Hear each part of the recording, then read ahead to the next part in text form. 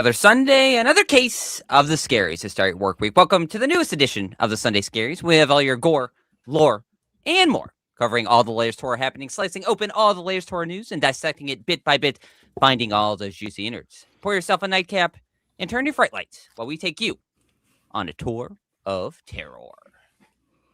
We've got a foursome today. Yeah, it's gonna be interesting. It's gonna be fun. Again, welcome everybody. We are glad to be here again for the Sunday Scaries, along with our good buddy Davey Deathray. What's going on, man? It's been a while since we've had you on. I think the last time we were on your channel for late night with Davey. So that was great, and that was, I think, the last time we actually like co-mingled. I know we've popped up in a couple of chats and stuff and everything, but yeah, it's been good to have you back, man. Thank you. And I know you're a regular viewer of the show, and I appreciate that. We always appreciate the support. Of course, man. Yeah, I love what you guys do. Congrats on all the continued success. It's great to see people that are, know what they're talking about and putting out great content, consistently find that level of success. So yeah, I appreciate you guys having me on. It feels like, man, it's probably been a little bit over a year. It's just wild how quickly the time goes by. I'm sure you guys know, because you guys are family men, but like just even running the channel, I'm like, what the heck happened? Like, where did the last like handful of months go? Just like once we hit spooky season, it's like autopilot, and then boom, here we are, 2026, and already looking forward to what's going to be coming up here this year for us. Exciting stuff. This year was kind of just like really weird for us in the sense that like it was kind of just like a normal year where it is pretty much just running and gunning, channel stuff, work, and then we took the jump to do full time. So now it's just like we were kind of just like in a, I don't know if Luke felt this way. I felt a little bit like in a bubble where it's just kind of like I was so focused on like trying to figure out what to do, what we're going to do, how this is going to work, and just trying to figure out the ropes of how do I not only discipline myself to do this on a daily, but then like how do I actually like make better videos? Like what can I do more? Sure. And it's just like it turned into that. Now it just feels like we're finally like getting our, like this year feels exciting to me, like actually for the first time in a while, where it's like I feel like we're on fresh territory. And I don't know, I'm kind of a gloomier person around the new year, so I feel good this year. So I don't know what that means. Could be terrible, but I'm taking it as a good sign. So yeah, you got to roll with it. Like life is going to throw all sorts of crazy stuff your way. It's a privilege to be able to do this, for you guys to be able to do this for a living. So I guess it just makes you put that extra little bit of pressure on yourselves, and yeah, hopefully it just keeps on growing as you guys go. I hope so too. And same to you as well. I definitely think like the horror community, like we like to talk about it with like every guest we bring on, but I really do think it's kind of rare. It's something I do not see amongst like a lot of other YouTube communities. A lot of that is like there's a lot of drama, there's a lot of fighting, but it seems like everybody's like just really cool with each other. I mean, I'm sure there's people, but like for the most part, like I can think like Sledgehammer and Cody Leach and all these folks, like we've all mingled together, like we've all worked together just very symbiotically, and it just feels really rare that there's like a online community that's just so uplifting and helpful. Like I feel like I could go to any of you guys for advice if I needed it, or if there was something like, hey, I'm having some trouble with this, what do you think I could do? Like I remember asking Daniel from the Cobwebs when we started doing lists, like what the hell do I do? And he was the one who was doing them, so I was like, let's go. And he gave me a lot of good shit, so it's rare. Dude, it's unbelievable. I mean, like I'm a big, like I love going to the horror cons and everything like that and mingling with people in real life. I'm just such a big fan, and I call it's like going to church, right? Hanging out with our people. It's just some of the sweetest people that have some of the most oddball kind of cinematic taste. But there's something like, I'm just a huge film fan in general. Like film and music are my two big passions. I'm like a punk rock guy and a metal guy when it comes to music, and then on the film side, it's mostly comedy and horror. But I was like, man, when I thought about starting YouTube and really putting my voice out there and getting some opinions out there, I was like, I want to dive into the horror side, because that's what like really kind of tickles me. And it has been a great relief. The channels that you'd mentioned, Daniel, Cody, Sledgehammer. I've got like a regular thing going with Lee from Drum Dums and Nick from the Lost I was about to bring that up. Yeah. And dude, when I started watching, like I wanted to do YouTube as far back as like 2008, when I started watching like the Angry Video Game Nerd, and I put it off for so long. I have no reason why. And I've been watching, like, it's crazy to think that Lee from Drum Dums and Barry from Wolfman's Got Nards were like the two channels that really made me want to do it like 11 years ago. And then it's crazy for me to think like I have a regular thing with Lee from Drum Dums. Like it blows my mind. The community is so supportive, and not just on the content creator side, but oh my God, how like loyal and awesome the audience members are across the board, how sweet these people are. I feel like I've carved out my own little like corner of horror YouTube. Like we all have our own little corners, but it's this awesome community. And I feel super fortunate. The channel's still really small right now. We're like, I'm just under like 2,300 subs or whatever, but it feels so big and so impactful because of how amazing everyone is in the community. So sorry, I was just gonna say that blows my mind completely. That it's that you have 2,300, because like the way like your lives, because like I've been in them and stuff like that. Yeah. Especially like when you were doing your nightly ones, it was like there was so much activity, and I feel like for a long time that's something that we struggled with over here, because like we didn't know how to engage, and it's like I think one of the things that I noticed that you did that really helped us change was just like there's a consistency to it, and it's just like, you know, you kept doing it for a long time and it builds that. And I think like when you say there's all these people who kind of like in the horror community, we all have different corners, like I completely agree. Like even for Beyond the Splatter Graves, it's like I think like Alex does more like physical media stuff and more like independent like deep cut stuff, and then Evan is more like a video essay, and we're just doing like lists and stuff. So it's like it's kind of crazy how it's like, yeah, we all talk about the same stuff, but everybody has their own different method to it. It's like, yeah, I kind of love it. That is the key. You have to find your own, like, you know, you don't want to just go out there and like, you know, I can look at what you guys do or look at what Evan does. By the way, Evan is one of the nicest people I've met. Like for how wildly successful his channel is, he is so accessible and such a genuinely sweet guy. You know, you can see what all these people do that's successful. And then I think sometimes you feel that there's a part of you that's like, oh, maybe I need to try this thing. And it's like, I guess the way I am is like, yeah, I could try to like hitch on to everything that everyone does that's successful. And then there's the other part of me that's like, dude, just do your thing and you'll carve your own path. And maybe you're not gonna like explode or anything like that, but you just gotta stay true to yourself. So yeah, definitely the live game has kind of been the path that I've carved out. And it's really fun. Yeah, I love that. The pre-recorded game is much more puts out bigger numbers than the live game, but I just feel more comfortable live. I don't know what it is. No, I agree. I love that interaction.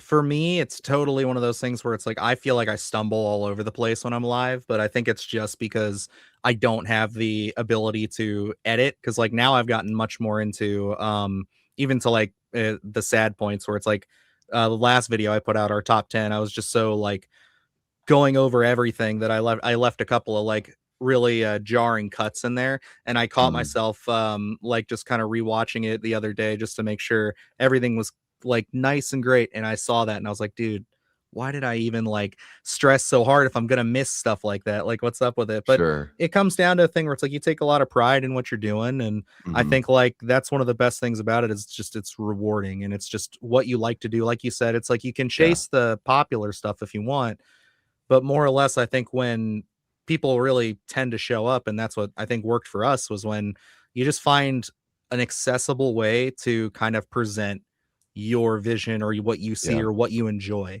Because like for us it was lists, you know, for Evan it's video essays, but it's like whatever you like to do, I think that's when people grab onto it. So it's like with the live stuff, it's like as YouTube's becoming a bigger dominating force in the live stream, I think like it's just about getting it out there. So I think that there's a lot of potential there. It's going to happen. So plus I think it's a different game entirely too.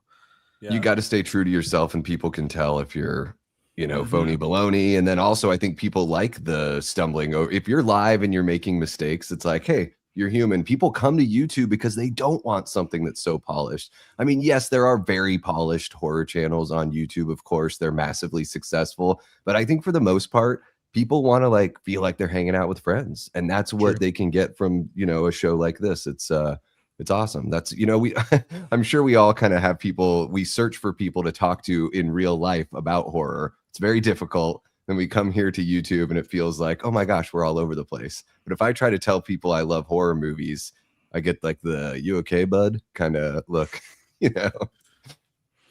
Yeah, I think that's one of the things that I think Luke, you kind of uh I think one of the first times we had a conversation about horror, it was kind of that intention of like with the whole Christine thing, where it's like, Yeah. oh wow, so you kind of get that. It's like everybody kind of has that approach, at least for I think when you're outside of the bubble, when you're not like Mhm. doing content and stuff, you're not basically living and breathing it all the time. It can seem like that because now it seems like the total opposite. I feel like everybody I talk to knows so much about what's going on with horror movies and all this stuff.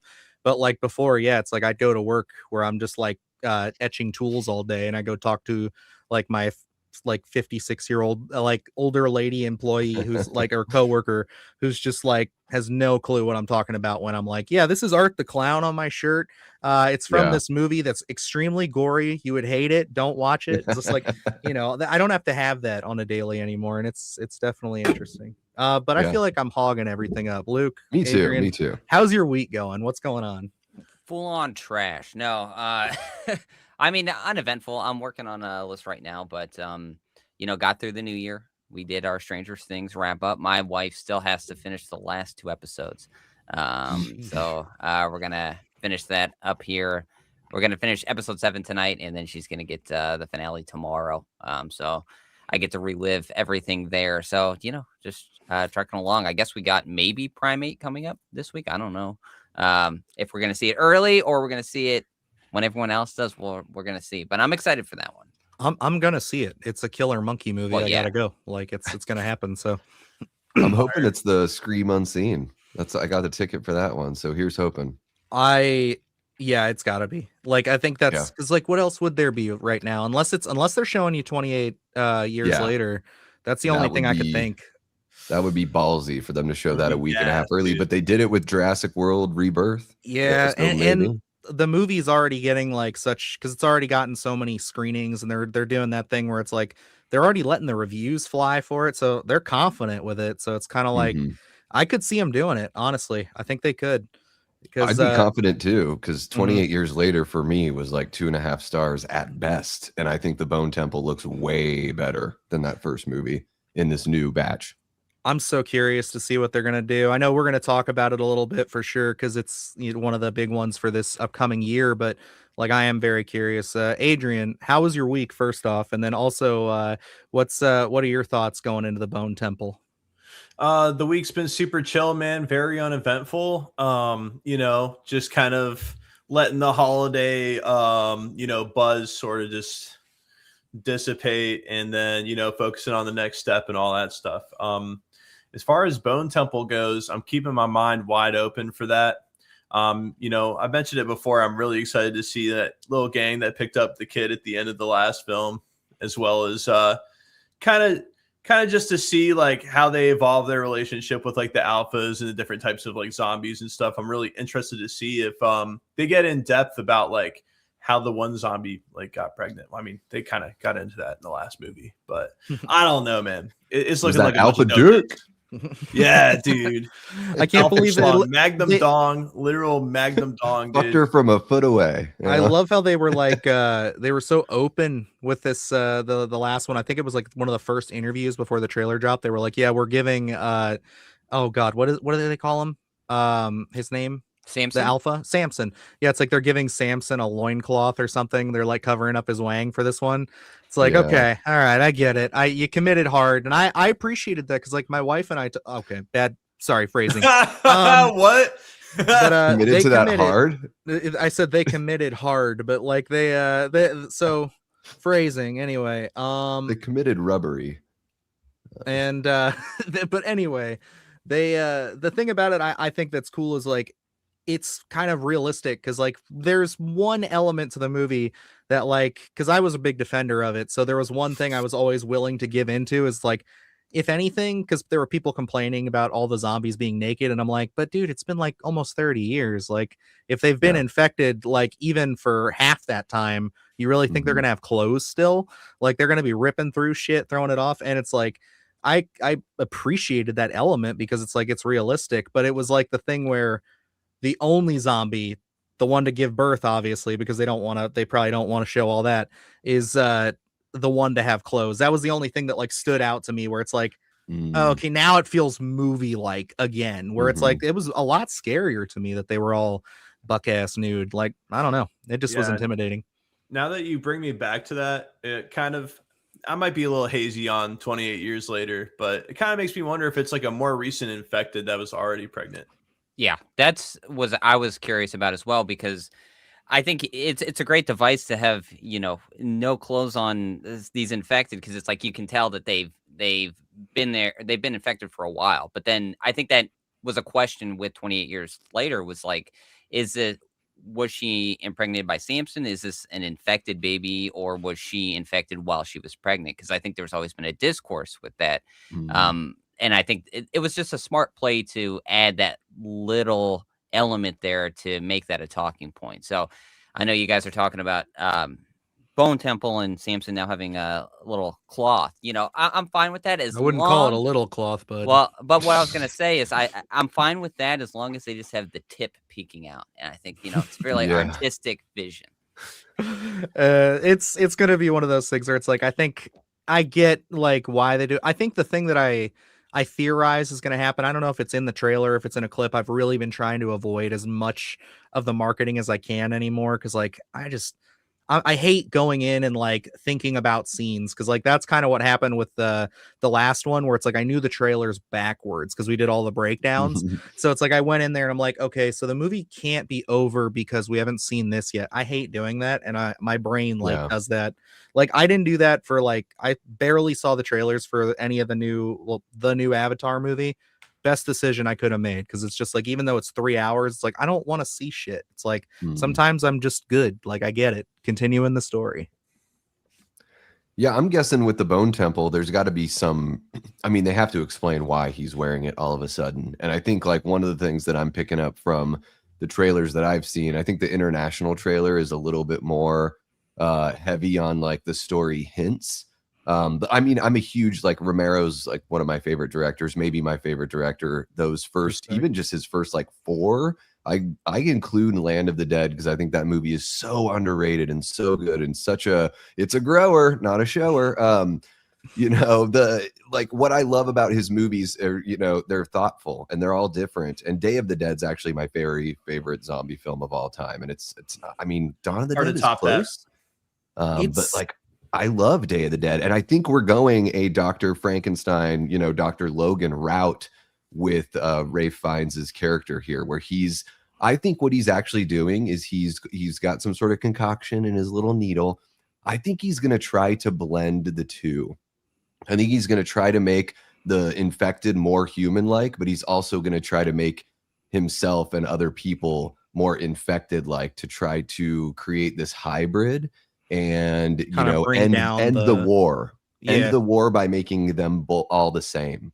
That's my guess. So I think maybe he talks Samson into wearing a little something, or puts it on him while he's knocked out or whatever. That's what I was thinking. It was like, because to me it would seem like maybe he like put it on him when he's like in that paralysis state of standing, because it looks like that's what he does again or something. But I agree. I think that Kelson and Samson's relationship is like probably my favorite element of, even though I do like Spike and I like what they do there. I really loved all of the Kelson stuff. It was such a surprise to me, because the marketing, everything, the build up, even the way they talk about him in the movie, you're expecting this, just bad dude, like this twisted Frankenstein character, you know what I mean? Like, who's just going to be out there messing with corpses. But no, it's like he's a really level-headed guy. It's like, I love the iodine. I love all, because like, at first I thought it was just blood in the trailer, and I'm like, that's a little much. Like, I mean, I get what we're doing, but okay. But it's like they're just doing the Walking Dead thing. But then finding out that it's iodine, I'm like, this is so fucking cool. I'm such a nerd, but I'm like, this is great. Yeah, and maybe he is turning into more of a, maybe in this movie there is a little bit of a more villainous kind of, role for him, or just maybe something that's a little more gray. There's, I think he and Jimmy are going to be two different kinds of villains, where it's going to be left up to the audience as to like who you're sort of siding with here. But yeah, I think I'm really looking forward to this one, because my biggest gripe with 28 years later is that it's a 2-part story, and that I think every film should have 3 acts, and should be a complete story. Even if another movie is coming up, every film should have that complete story to it. The Star Wars movies all did it. Lord of the Rings did it. But we live in this day and age where they announce like 3 to 5 movies at a time within like one franchise without even knowing if it's going to pop off. And I felt like with 28 years later, they're like, oh, well, we'll finish the story later. So I was like, you left me hanging just cuz. And plus, I thought the editing was just a mess. Like the movie just to me kind of looked like a mess. And I loved Aaron Taylor Johnson and was bummed out that he was left out of the last second half of the movie. So I'm like, hopefully he comes back in there. And I have the gut feeling that this movie is going to feel a little more complete than the one we just got. I think it almost has to, because like you're right, they shot this one not necessarily back to back, but pretty close together, right? Am I remembering that correctly, Luke? Do you? Yeah, I think it's fairly close, I believe. I don't know if it was back to back, but it was because didn't they have that plan? If this one hit, they were going to release this one 6 months. They knew they were going to do that, but they were like, it was like they greenlit these two, and I think they had to, because they just confirmed that the new one is greenlit, so they're going to work on the script, everything. So it's going to be a year or two before we get another. Which, yeah, I agree. It's like I hate that they like kind of do stuff like that. They kind of put the cart way before the horse, and it's like, don't get me started on Star Wars. It's like they did so many things there. They don't know where to turn that boat. But it's, to me, I think like I look at things like, you're right. Like, again, going back to Avatar, they're very recent for me. But like I watched The Way of Water, and it's like that movie is, you know, it opens up recapping, not like recapping the whole other movie, but kind of just giving you what's been going on. And then it's a whole film. It ends, and I could have been like, if we don't get a third one, I'm still satisfied where the story is. It's still a really nice wrapped up story. They said, you know, not spoilers for Avatar 2, they say goodbye to their dead son, all that stuff. It's really emotional shit, and I loved it. And I was like, that's a great way to end the movie. So I get it. Like I everybody wants to do the Marvel thing, but like I think we just need to go back to finding more of a balance before we focus on making everything this big cosmic universe anymore. Agreed.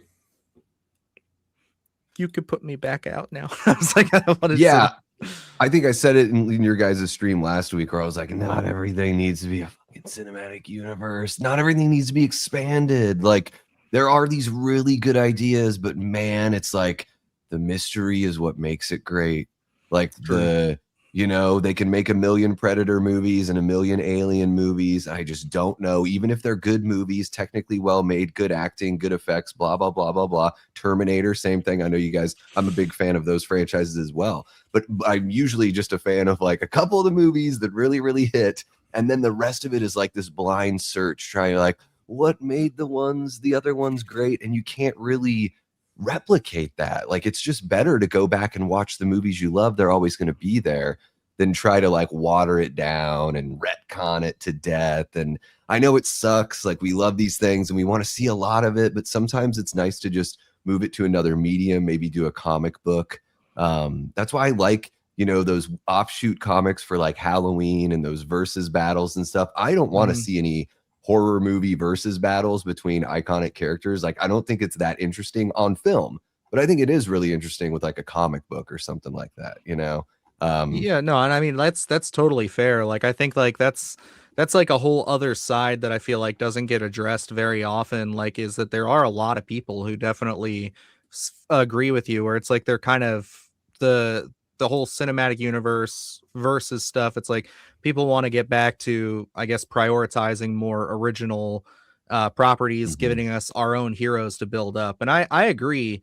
I think the thing that's tough right now too is just that, like, we don't know what movie theaters are going to be like anymore. We don't know the whole media landscape since COVID has never necessarily even recovered. It's just kind of been in flux. We have good years, we have bad years. So it's just like, I don't know. It's like, and I feel like that's a big like problem right now, is because you don't have any studios that are willing to gamble, really. The only ones that are gambling on horror because it's a cheap medium and you can do that. And you can tell the ones that are getting like really big pops, like Terrifier and stuff, had a whole fan base that built it up. Say what you will about the movies, they didn't spend anything on them. They are making so much money off of those, and studios see that. So it's like that's no secret why we've gotten so many horror franchises brought back. And when you do that, you're just getting, we got to bring this back. Let's just put like, I know what you did last summer. We're just gonna do the God same. damn it. We're gonna do the same damn movie again, but we're gonna like make the Oh. last people who were in the last one, not the sequels. We're ignoring those because we ignore all sequels now, and we're just going right into this, and we're just gonna make the people who survived bad guys and the new people good guys. Yeah. Sell it. Well, and it's one of those things too where like you know, you're inevitably going to get the people that are like, oh, this is woke, or they're doing like the girl power thing or whatever, because you've ran your course with like the characters you started these franchises off with. And then you get to this spot where you're like, well, what are we going to do that's different? So you try to do something different, and you're going to get people that are like, okay, I'm going to accept this different thing because I love this property so much. But then you're going to get the other half of the audience that is like, I hate this. It's different than what I wanted. As if it makes those other movies go away, which it doesn't ever. Those properties are still there. Those products are still there. But I think that's the most effective or the best part of doing something brand new is you get to build it from the ground up. No one can step in and say, oh, this is like girl bossing it or anything like that, like whatever they want to say. And I think sometimes, depending on the film, maybe those people are a little more right than they are other times. Like, I don't think it's anything where you can just say flat out like, oh, this thing is this way just because there's this person is the lead or whatever, because, you know, in the Alien franchise, for example, we had like a great female lead, and that's just the way the franchise started. And Terminator was the same kind of way. Although I guess maybe it's shared a little bit in Terminator, but at least you're, you know, half of your good guy there in the first movie is, you know, Sarah's like one of the characters you're living through there. So, you know, there are certain production companies I'm noticing, and it's funny that of course it's Warner Brothers who's going to get bought by Netflix. But, you know, I think they put together Sinners, and I believe they were the big studio behind like Weapons. I think I'm correct on those. Correct. So those are two big chances, brand new properties that were taken this year that did very well. And they did their own Brothers. thing. You look at both those movies. Yeah, they're horror, but they are completely different animals. Yeah. You're getting two very different audiences, two very different kinds of stories, where Sinners is kind of like this old style filmmaking of simple story, bring everybody in, really focus on making your characters people that you enjoy spending time with and that you enjoy watching, as to where Weapons is like taking all of these gray characters at the beginning and trying to basically suss out the whole movie. Who's the bad guy here? Where's the witch? Yeah. You know, it's like, what's going on? And it's I love it. And you're right. And yes, now they're going to Netflix, and that's terrible. And I think those movies appealed to broad audiences because they're not like hardcore horror. It's like, it's still horror. Yes. Like, I would say Weapons probably leans a little more horror than Sinners. Sinners has horror elements, but it's like, it kind of felt in a lot of ways to me like a Tarantino movie. It had this really, you know, stepping back in time, this like, fiction flow and the ridiculousness at the end. Yeah. The chapter a bit of like surrealism too, but also trying to play off like real history. But, you know, we're so far removed from that real history. They're doing the best they can and all that, but also just the way that they, you know, the cinematography and the way they blocked and shot that movie was absolutely gorgeous. And then you have that really cool horror element, and oh my God, like Jack O'Connell is a villain. Like, another reason why I'm excited for Bone Temple, because that guy is just like so mesmerizing. And then that movie is damn near a musical. So it's like, it's got all these really cool. Yeah. And then you know, it'll be interesting to see, like in 2026, we do have some movies coming out that we sort of know what to expect. You know, we've got some franchises that we know and love coming back, like Scream and Evil Dead and all that. But it's always curious to, you know, think when you look at the slate of movies, what are going to be the movies we don't expect to hit that are going to totally hit and be their own phenomenon, or are we not going to get that in 2026? Because 2025 was special. Oh yeah, there was a lot of good stuff this year. I mean, we talked about it a ton this week with our top 10 of the year, and then we did our worst of our 6 worst. So it's like there's been a lot of that, and I think like even though like I think we said at the start of our video, it's like there's not necessarily. It wasn't as like packed of a year as like I think 2023 and 2022, I want to say, felt like. for some reason, those 2 years just stick out in my brain as like really packed years. And it's like, but it still had like some very high quality stuff, especially when it came to horror. Like you said, Weapons, Sinners, like these are movies that, like, I know everybody hates like marketing talk, but these are 4-quadrant films basically, where it's like they will satisfy pretty much anybody at any age range if they're, interested in the subjects. It's like they really are just trying to get all audiences. It's not just designed for people who like art house stuff or people who, want something that's like big and explosions and stuff. It was really interesting to see Warner Brothers kind of show everybody up this year with that. So yeah. I think they did that with Welcome to Derry too on the streaming side. I think they did a really good job. Like, I think that season was better than the last Stranger Things season. Kind of tough to compare a first season with the last season, but yeah, man, Warner Brothers seems to know what they're doing, and God, I hope that Netflix doesn't spoil all that. Yeah. I mean, I think Luke and I could agree on that, because like we weren't the biggest fans of it chapter 1 and 2, but Welcome to Derry really gave us something that I think we were missing from both of those movies. I agree. Yeah, I think chapter 1 was better than chapter 2. Chapter 2 bored the living shit out of me. I was like, why does this movie exist? The movie is the same thing. Every scene is just somebody wanders into a memory of theirs, and then Pennywise goes at the camera, and it's just like, great. Like, so there's no stakes until like the very end of this movie, and it's 2.5 hours long. But yeah, I felt like the TV show, especially once they hit that like 4th episode, it was just like balls to the wall. Really good television from there on out. Absolutely.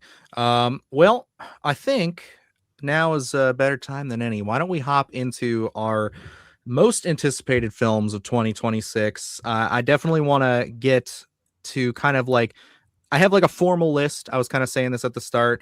It's just I made it on Letterboxd here, so if you don't know, I put that out there. We do have Splattercast on Letterboxd, so if you want to follow us, there should be a link on the our community page, and you should be able to follow it there.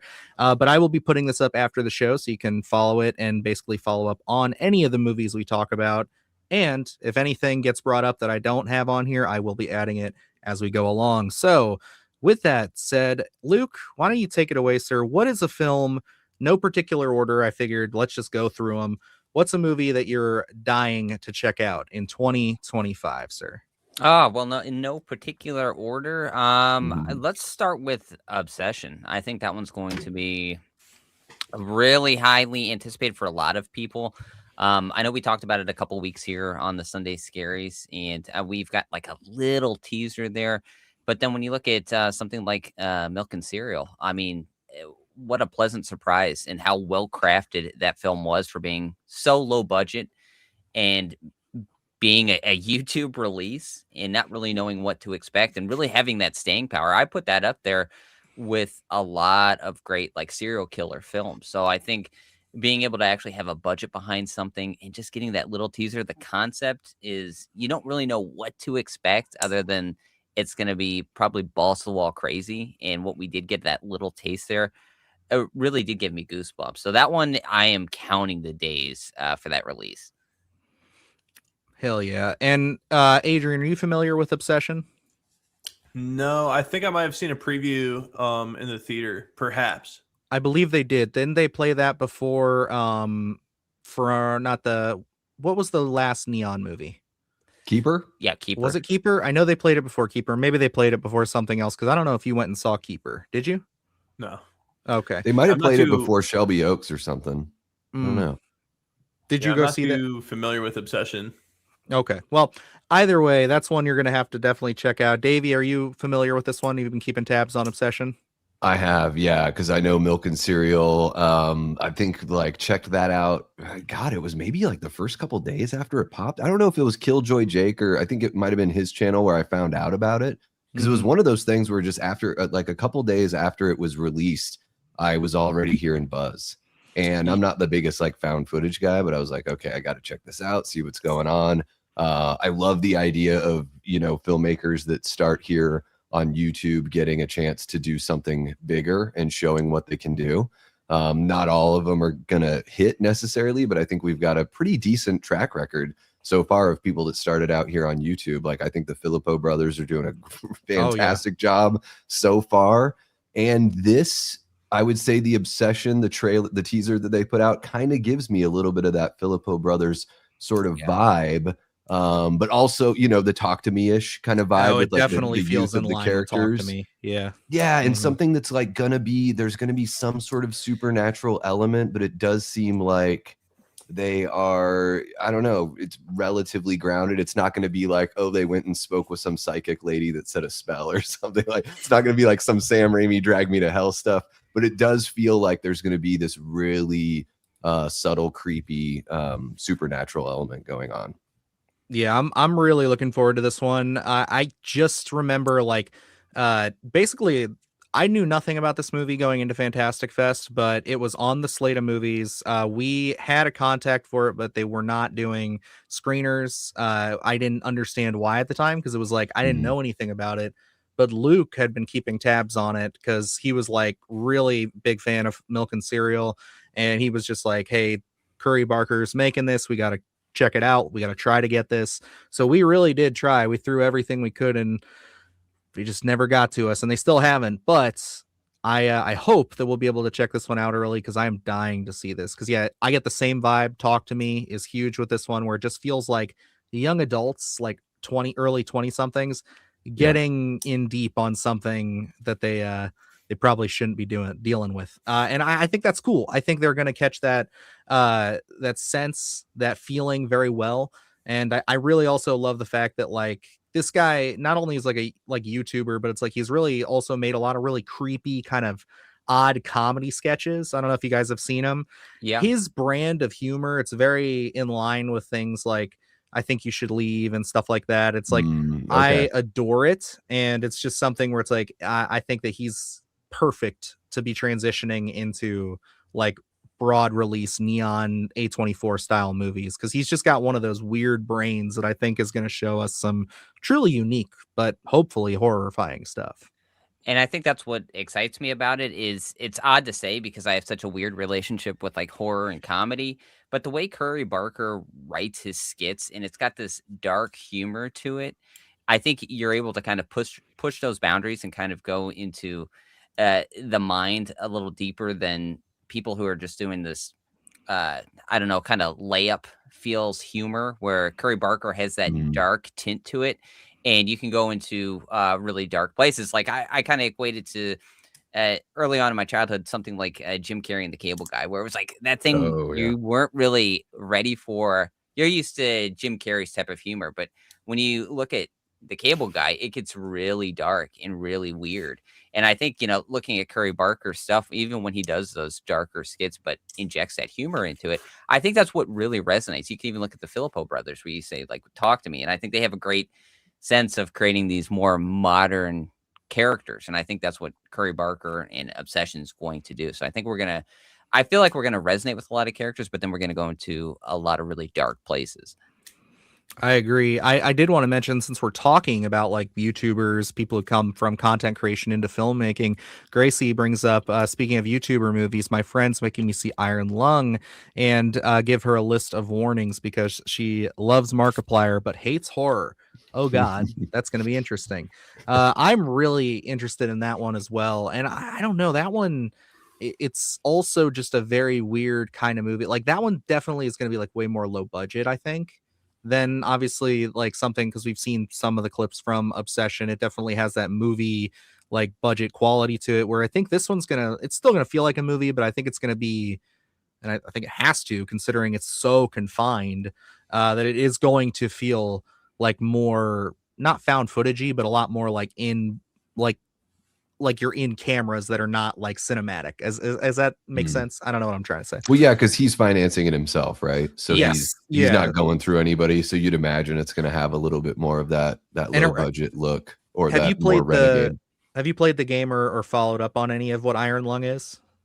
I haven't. No, I don't really. I think I watched did they release? Yeah, they did a little teaser. So I must have seen that, but I'm trying to think of what it's supposed to be about, and I'm not even really familiar with any of Markiplier's like previous work. So I'm kind of, it's a little bit of a blind spot for me, honestly.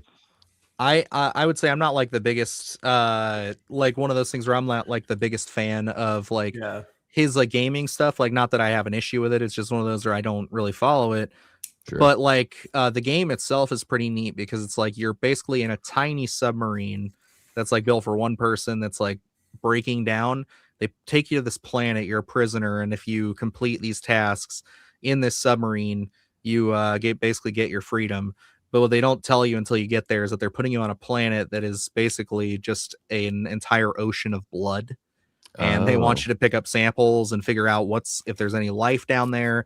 And it's got these cosmic Cthulhu elements to it. So it's like Okay. it's really cool. And the one of the aspects I'm interested to see what he does with this. And this is why I'm saying you don't necessarily need it to be extremely cinematic, is there's a little computer stand in the game where you can take photographs. They're like little print photographs, almost like sonograph, or is it sonogram images, Adrian? Sonographic ones?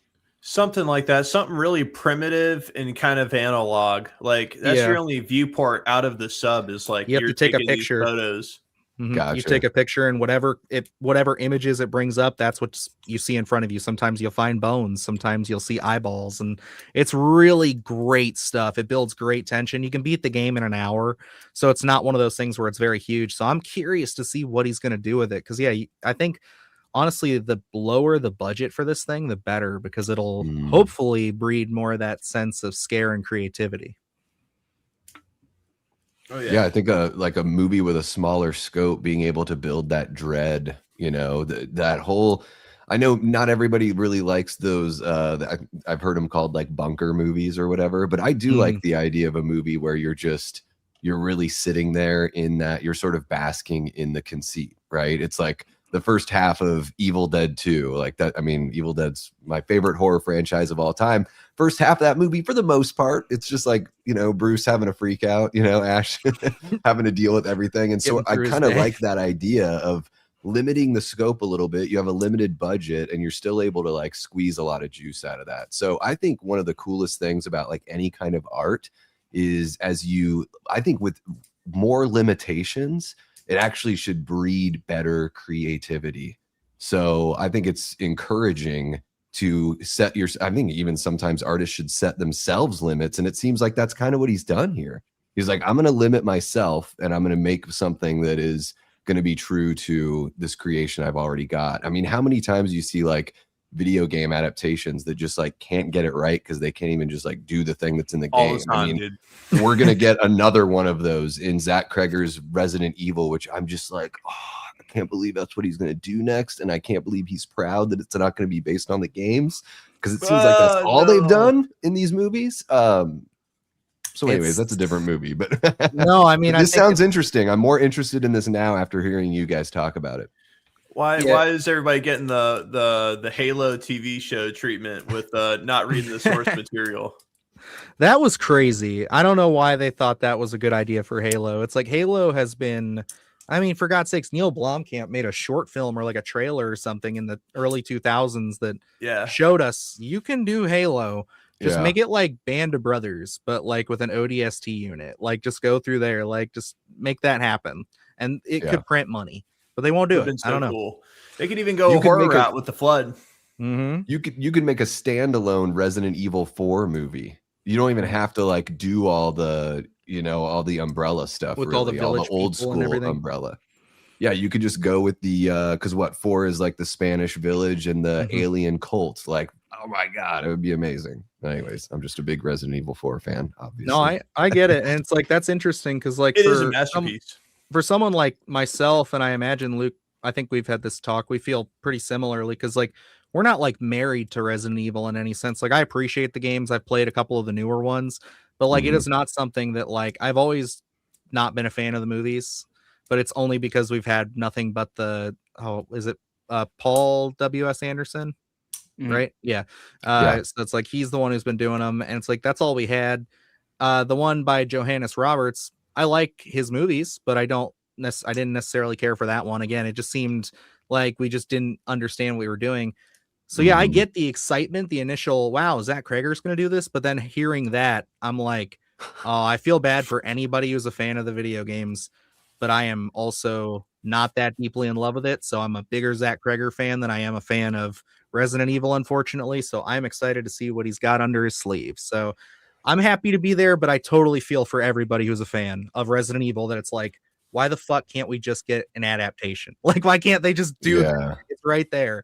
I And get then it. also, why is a filmmaker that's like seemingly proved himself with his first 2 movies, why is he going into the video game realm? Because usually that's a place where filmmakers prove themselves, not proven filmmakers going into video games. Or So, if you haven't had like any success, like look at Neil Blomkamp, like he had a bunch of like kind of rough hits, and then he went in to make I heard it was pretty good though. What was that one? Gran Turismo? oh, Didn't is he that do, what was that did he Gran do that Turismo one? or was that I'm looking that another? up. It was one of the racing ones. It was with David Harbour, or is I don't know, but it was he did that. Apparently it's pretty good, but like nobody went and saw it. And yeah, it was Neil Blomkamp. I was shocked. Oh wow. But yeah, I get what you're saying with the video game thing. It's like it's not really a place that somebody of his caliber or like his status right now. Like I just have a hard time unless they're like in love with it. I just have like a hard time seeing like Ryan Coogler right now doing a video game movie.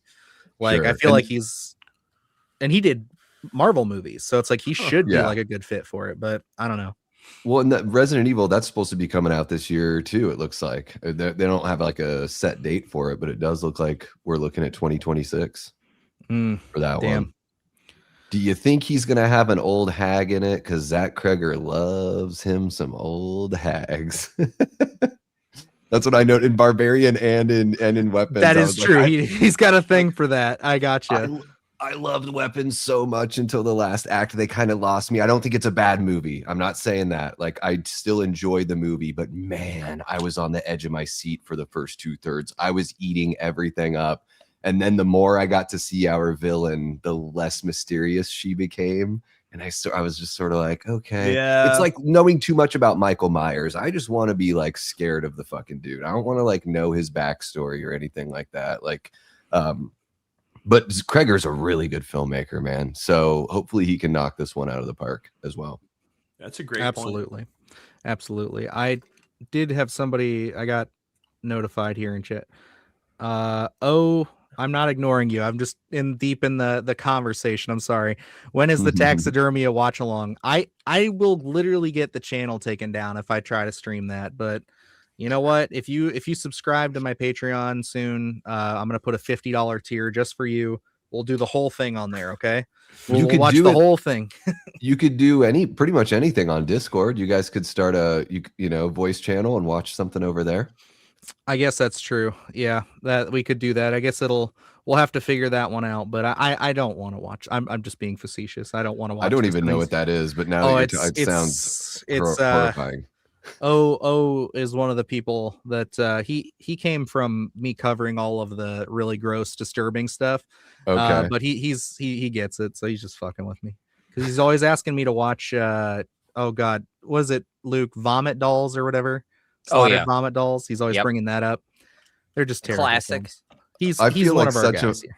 I feel like such a fuddy-duddy because I'm like, I still need like a good narrative. Like, I don't mind like the extreme gore, but I still want to be interested in what the story has to say. So stuff like When Evil Lurks, like I can really get behind stuff like that, or Terrified. But then stuff like Terrifier, like I like the second and third movie all right, but the first movie I'm just like, ain't no story. Like, see ya. Like Erica said here, O's a menace. Don't mind him. We love him though. He's our menace.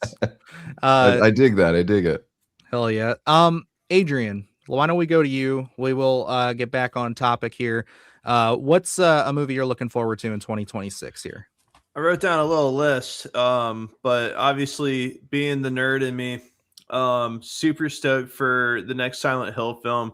I'm really like the type of hopium that I'm like inhaling on this one is that this is gonna be like a commercial like hit, and it's gonna put Silent Hill on the map, and then we'll get like a consistent video game like output. That'd be sick. He's playing the long game on this one. He's hoping that they have success in a different medium, so they'll make good games again. Like, it's hard to judge a movie by its trailer, but just seeing the shots like in the trailer just looked like it was getting a lot more love. It just seems like, I don't know, the shots that were used just seem passionate. just like what Shot by Shot is saying. Holy shot. Anyway, yeah, man, super stoked for Silent Hill. We already talked about Bone Temple. I mean, my fiance loves the, 28 years later weeks, days series. So we're both super stoked for that one. She actually really liked the last Evil Dead movie that came out. I really like Evil Dead. So we're excited for that one too. Obviously, I'm going to go see Iron Lung. I still want to play Iron Lung. And then Ready or Not 2 looks super crazy and just insane. And I never watched the first one. This makes me really want to go back and visit that one before I go and see it. Honorable mentions to Hokum and Werewolf. Those also looked really good. Well, hell yeah. Dude. Well, they're not honorable mentions for us. We're gonna get to them, but yeah, those are definitely some dope picks. Davey, what is the first film you want to knock out here for your anticipated films of 2026? Oh, dude, I just so we get to talk about it, because there's so many. There's a handful that I'm really excited about, but Evil Dead is my favorite horror franchise of all time, and I am so much looking forward to Evil Dead Burn. I think one of the things that makes Evil Dead unique in the world of horror is the producers have always had control of this franchise. And so with Sam Raimi making the first 3 movies, passing it off to Fede Alvarez and Lee Cronin, I think it's awesome that they get to scout the filmmakers that they think are the people that have the stuff to write and direct these things. I think that's the greatest superpower of Evil Dead, is they can just say, this is what we got. This is the world we can play in, which now, because there's 3 volumes of this book, they all take place in the same universe. So the original trilogy is in the same universe as the 2013 sequel, which we thought was a remake, but is actually a sequel. And then Evil Dead Rise, and I guess the TV show as well, they all take place in the same universe. So you can have one of these books in any time and place pretty much in human history, right? Or at least, well, I guess we'll say like the early 600s or whenever they created the book originally. So there's this huge playground, and I love that Sam Raimi and Rob Tappert and Bruce Campbell can just look out there and say, who is the next filmmaker that we think could handle this property? I think it's a great way, like we were saying with video game movies, it's a great way for an up and coming filmmaker to really put their stamp on something and then be able to go and do whatever they want after. So I'm really pumped for Sebastian Vanacek that he gets to create an Evil Dead film. Infested, a lot of fun. I like spiders. I like creature movies. So I'm into that. And, I'm just curious, because we don't know much about this movie other than the title. What is it going to be about? Where is it going to take place? What time in history is it going to take place? What is the significance of the word burn? Because now we're in this phase with Evil Dead where it's like these singular verbs, right? That aren't really action. It's not even an action verb. So like Evil Dead Rise was like a high rise. So what's the significance of burn with Evil Dead Burn? For me, the curiosity has really got me going. And plus, I'm a huge fan of this franchise. I hope that they push things further than they did with Rise. Now, I enjoyed Rise and everything, but I like when Evil Dead really kind of pushes the discomfort the way that 2013 did and the way the original did. So I want to see an Evil Dead movie that doesn't just walk up to the edge of the cliff and look down and play with it. I want them to dive fully in and just get crazy. So Evil Dead Burn, easily my most anticipated for 2026. Respect it 100%. I mean, I'm right there with you. I'm actually going to let Luke take this away, because I know this was one that I think we were just talking the other day. I completely forgot that this was coming out. And Infested, this is one of the scariest movies for me of the last few years. That movie got under my skin deeply. But Luke, how you feeling? Evil Dead Burn. It's right up there at one of my top tier anticipated, because it's Evil Dead in general. I think it's such a precious franchise, certainly to me, but I think in the horror space, and every installment that we get, I find very gratifying. I don't feel like they've had a miss, and I'm in agreement with Davey where I think I enjoyed Rise, but I think to get into the disturbing nature of the 2013 version is really where I think they can double down. And Dylan and I talked about on the channel, Infested has those moments of things that just disturb you. Sebastian Vanacek was able to take just moments of like looking into a shoe and create that tension, just by something that is so small and minuscule. But when you give him the lore of Evil Dead, it really just opens up what we can really do and what we can cover. And I love what they're doing here, because I think Francis Galuppi still has an Evil Dead installment that's going to be coming out, and looking at something like Infested, looking at something like The Last Stop in Yuma County, where those films are really well constructed. They are top tier filmmaking, but I don't know in terms of a general audience if a lot of people had seen them. You really have to go looking for those films. So something like Evil Dead, it's just going to draw a big audience already to the theater. So it's like this could be a very big starting point, especially for those people to finally see something like Evil Dead Burn and then go back and check out Infest and be like, well, this is a lot of quality work here. So I'm excited to see what they're going to do. And like Davey said, we have no idea what the hell this is going to be and what it's going to cover. And that's what I like about the Evil Dead, where you look at other franchises that have painted themselves into a corner with, Michael's got to kill relatives or whatever you want to do, where Evil Dead has a lore, but it's such a base lore that all you have to do is use that to get started. And then you can create something, whether you want to do a cabin in the woods, whether you want to do a high rise, whether you just want to be in the woods or wherever you want to be with this. I did in my last list we did for Christmas, I had a pitch where it's like, I think it could be on a boat in the middle of the sea in the 1800s. And I think that would be a really top tier idea for the Evil Dead, because you would really harness that claustrophobia. So I'm excited for this one. I cannot wait for July, because I think this one, it's Evil Dead Rise was so much fun to be in the theater with a bunch of Evil Dead fans just enjoying it. And I'm so glad we get to do it again. I got a pitch called Evil Dead 1980, and it takes place on a plane.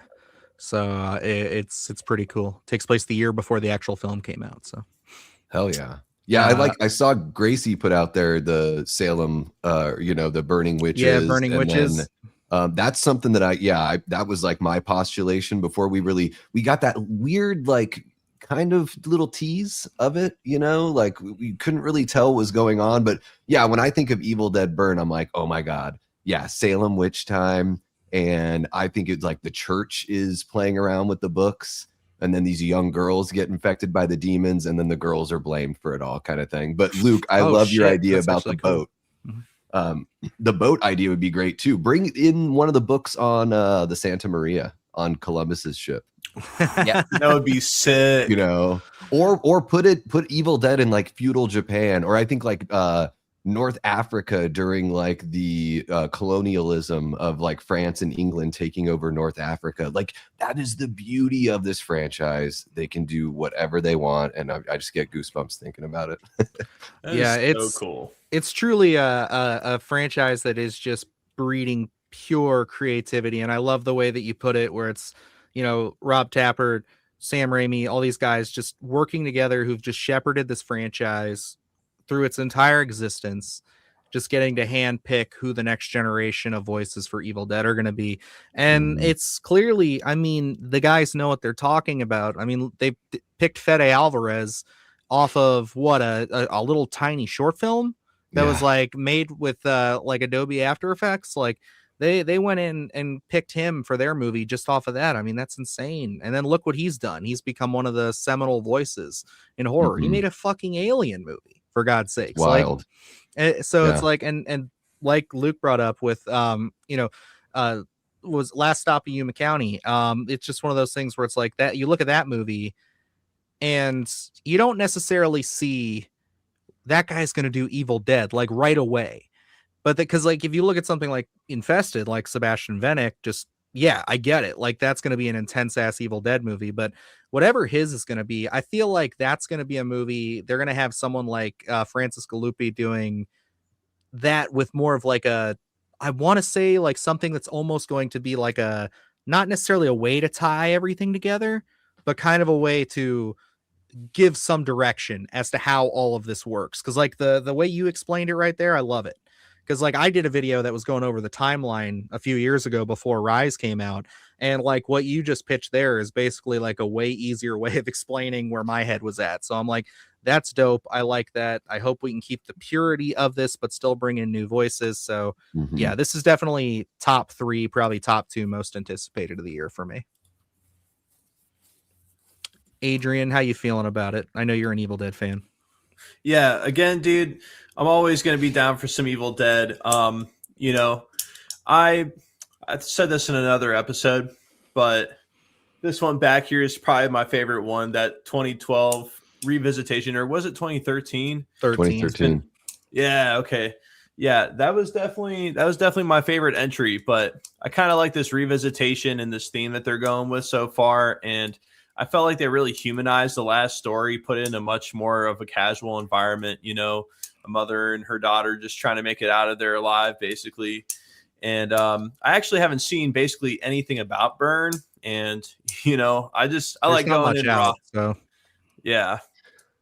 Yeah, I think all they've shown is like there was a shot from the last day of filming, I think, or when they wrapped or whatever, and you don't even, it's like the camera isn't even on the action. You see like the person's back and you just hear this like brutal smashing and grunting. And so it's like, yeah, they're being very tight-lipped with this one. So I dig that. Like I'm gonna be there anyway. it'll be something where it's like I think the message has kind of shifted to with some of these horror films where I think they're going to really hold it until probably, because this one comes out July. I don't think we're going to see anything until early spring. I think that's when we're going to start to really see it's going to come really quickly, because like look at what they did with Scream. I know different company, but like Scream, they even like held that. Actually someone brought it up. Sam Raimi has Send Help coming out here this month. We didn't get a trailer for that till like end of November. Or was it early October? Or no, end of October. That's what it is. That's when we got our first trailer for that. So it's like the timeline here. I wouldn't be surprised if they just wait until, you know, we get a few months closer to that, and then they just start piling on everything. But I don't know. It's gonna be like April at the soonest, probably, when we see something for Evil Dead Burn, I would imagine. That's where I'm thinking too. Like right at the beginning of spring, right before the big push in movies comes out. Because like, yeah, the fact that it's coming out in the middle of the summer is kind of wild. I don't think we've had an Evil Dead movie do that. Have we ever? I don't think so. Nothing I can think of. Yeah, because I wasn't around when the original. I mean, you know, I was around in a way for Evil Dead 2 and Army of Darkness, but I was technically alive. But then Evil Dead 2013 was April, and then I think Rise was like April or May, March. I think it was. Yeah, it was like end of March, early April, I want to say. But yeah, no, that it's going to be one of those things where I really think if this one hits, and the idea that I think I really like, I hope they do it, but you know, it's just a little pitch from our buddy Alex over at Beyond the Void. He thinks that it's going to be taking place during a forest fire. And that like the cabin, like there's an incident at the cabin, opens everything up, it starts a fire, and that's why you get like a bunch of like people who are coming in to try to contain it, crews, things like that. You got people stuck in the fire, losing their homes, but now the evil can just kind of like spread everywhere, so it's just kind of going all over the forest. So I don't know, I thought that was kind of neat. I'm like, that could be cool. I could see Sebastian Vennick doing something like that, because that offers a lot of intensity, a lot of close-up stuff like he did with Infested. So I could see it. Yeah. Sometimes like the funnest part, I think, you know, with the marketing and with the secrets that they keep and the mystery is just for us to be able to postulate and talk about it. And so they can steal all our ideas. Well, and I think like it's one of those things too, where it's like it behooves the filmmakers to create that mystery, because we help do the marketing here on YouTube. You know, like it or not, that's just the way the model is kind of shifted. I mean, look at the way Neon markets their movies. Their marketing, you could say, is arguably better than the product some of the times. Oh yeah. And that's Plenty like, I think that's it's like a positive thing. And then, you know, hopefully with Scream we get some sort of cliffhanger, because then all the YouTubers would do all that marketing for the 8th Scream movie. So I think like I love just being able to postulate and talk. And for me, it doesn't get to the point to where I'm going to have so many expectations that they can never live up to them. I just think it's so much fun to have that conversation here in our little horror circle with everyone. Oh yeah. I think that these are some of my, like, I love videos like this. They never perform the best. Like Luke had said with his, where it's just getting to kind of, like you said, just talk amongst us, pitch ideas, go forth. Like, well, if I had an opportunity, or I think it'd be cool. He did a whole video doing that. It's like, it's one of my favorites that's on the channel, just because it's like, it is just that pure raw creativeness that all of us would sit here and just pitch ideas to back and forth anyway. So Yeah.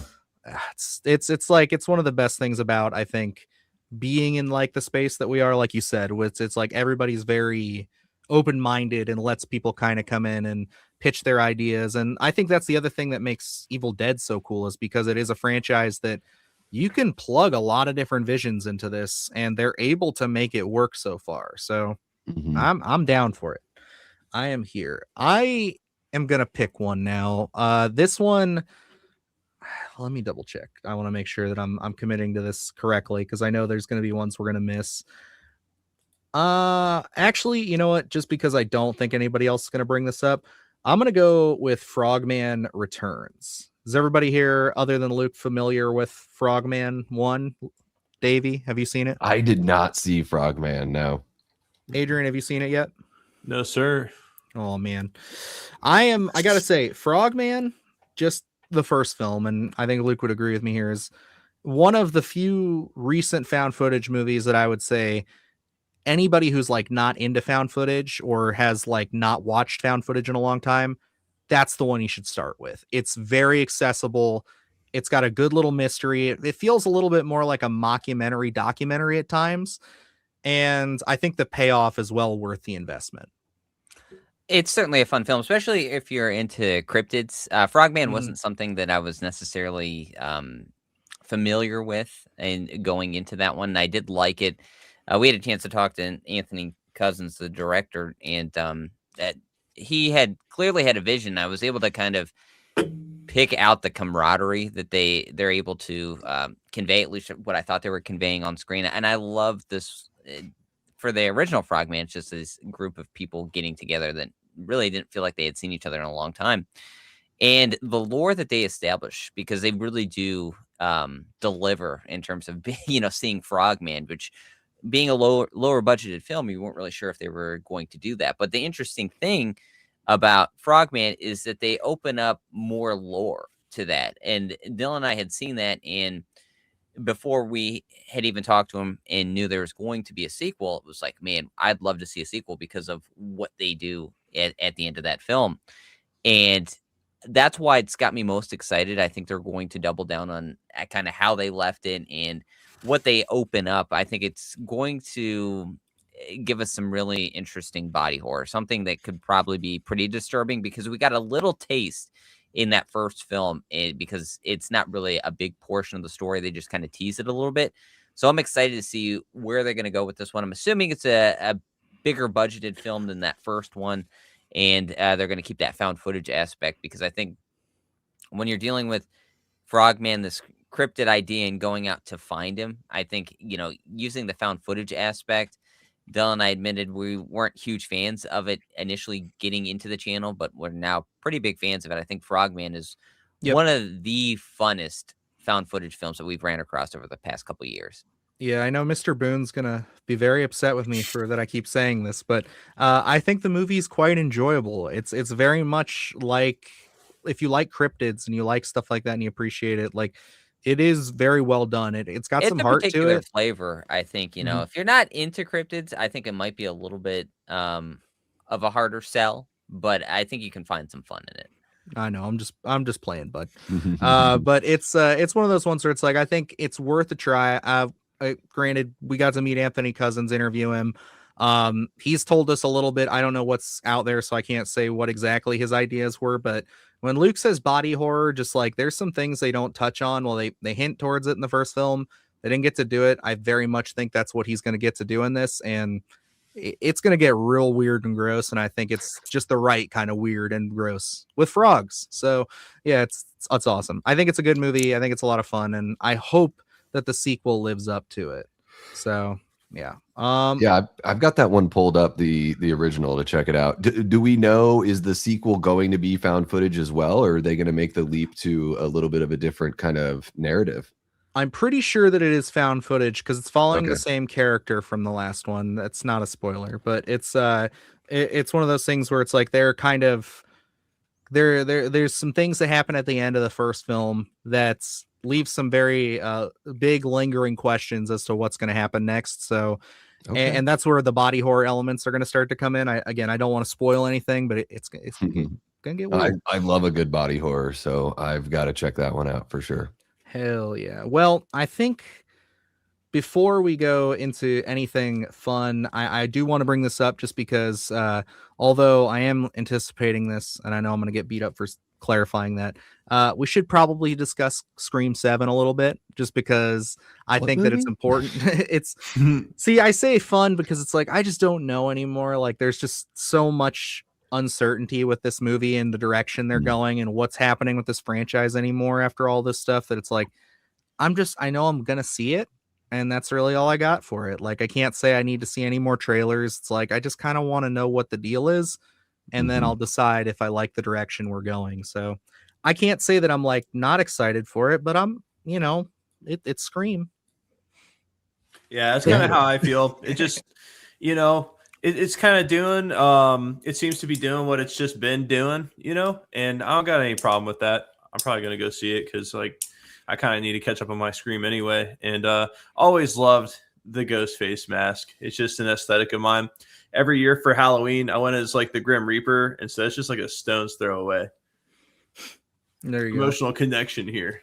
Yeah. Yeah, I think so. Scream is interesting because, like, I wasn't the hugest fan of the radio silence Scream movies. I don't know what it is. Like, radio silence to me, it's sometimes like an artist's work, hits with you or it doesn't. And, like, I think my favorite film of theirs that I've seen so far is still Ready or Not. Something about their humor and their storytelling that for whatever reason just doesn't hit the mark, especially in Scream, because it's a little more specific.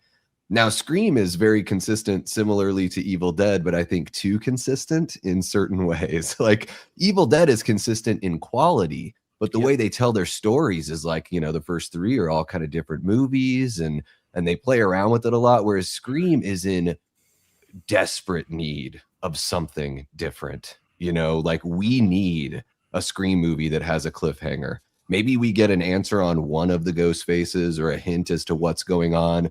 But I think this needs to be a two-parter in a huge way to just break that mold. We've seen the Scooby-Doo thing over and over and over and over again. We've seen Sydney make it out over and over and over again. Like, we really do need a shakeup in the franchise. And I'm encouraged that Kevin Williamson's directing this thing because, yeah, he hasn't directed a movie in like 25 years or whatever it's been. But the trailer looked really good. He's got a good team behind him. So he's hired the right people to work, behind the camera. And then he went over the script and, gave it a pass. And I'm sure, he looked at everything and was like, does this work with my vision of Scream? So I think it's very encouraging that he did a pass on the script. I think they officially announced, or they officially added on the IMDb or whatever, that he does have writing credit on there as well. So that encourages me. I also think one of the reasons why Nev came back wasn't just because of the whole money thing. I have no doubt in my mind that at some point we're going to find out that she told them another stipulation was to bring in Kevin because they've wanted to make a movie together since like Scream 2. She's wanted him to be a part of this. So I'm hopeful that they're actually going to like do something different here and make Scream more exciting than it's been since like, the original 3 that came out. So I know everyone's talking about it on YouTube. It's been beaten to death. But I am looking forward to this one, and hopefully they can surprise all the haters out there as well. Hey, that's where we're at with you too. I think like both Luke and I can speak for us and say we're in the same boat when it comes to just like we're gonna see it. It is one of those things where it's like we weren't big on the last 2, and it's like we liked 6 more than 5. Unfortunately, this trailer just felt like Scream 5 to me a lot. And like there's elements that were definitely different that I like. There's scenes that I like. There's ideas that I like. But I just feel like the whole opening going back to the house, I'm just like, I'm really afraid that I'm going to get into this movie and it's just going to be AI voices. It's good. That's why we have this expansive cast, and it's just going to be something. And I swear to God, if it's another throwaway character who does not matter, like, and will not push the story forward. And it's just like, oh, it's the boyfriend of the new younger antagonist. It's like, I'm gonna rip my hair out and I'm gonna piss and shit in the theater. Like I'm gonna have a whole breakdown. It's gonna be disgusting. Like bring a raincoat, Luke. You don't know what's coming. Hey, I'm ready for it. I'm excited to see what you're going to produce. But for me, I'm pretty indifferent with Scream 7 as well. I think I lean a little more toward the negative side because I wasn't a fan of Radio Silence's takes on it at all.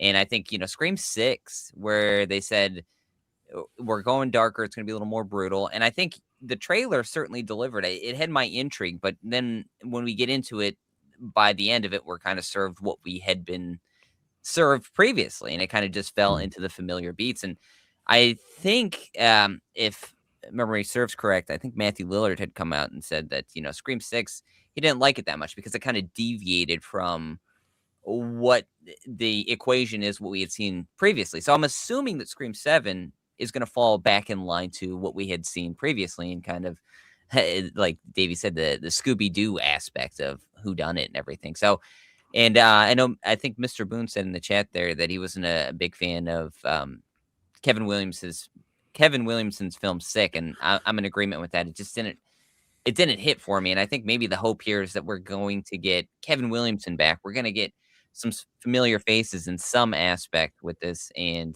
produce the results of that we had gotten with the initial Scream. And I don't think we're going to get that here. I think,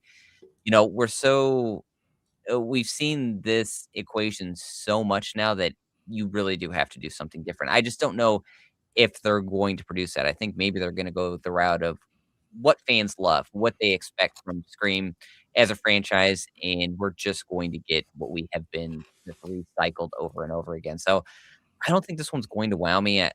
I don't know if it's going to be terrible. I don't think any of the films have been bad, but they're just have been really producing underwhelming results. I think this is, I hate to say this because I know Davey's going to get my reference, but some of you will. This really feels like we're going into episode 9, Star Wars, where it's just like, this feels like a cleanup movie. I feel it. That hurt really bad. And I'm like, I don't want this to be another experience like that, where it's like, they brought all these people in because they're like, all right, we're going to play the hits, and that's all we're going to do. So that way we satisfy everybody and we just collect all the money and run, because it just feels like they didn't have all the pieces, and then everything went to shit with the original concept for Scream 7, Radio Silence, all that. And it's just, that's just where I'm at with it. I need to be convinced otherwise. I wanted the trailer to blow my mind. And again, like you guys have been saying, show me the direction, show me something different. Don't give me everything, but show me we are going to actually try something here. And it just feels really safe. But I'm ready to be fucking, wrong. I'm ready to walk out of there and be like, this is the best Scream movie since 4. Like, let's go. Like, but that's what I'm hoping for. And I think it's a little bit different. So like with Sick, Kevin didn't direct Sick, right? So he wrote it, but he hasn't directed anything since teaching Mrs. I forgot Tingle. about that.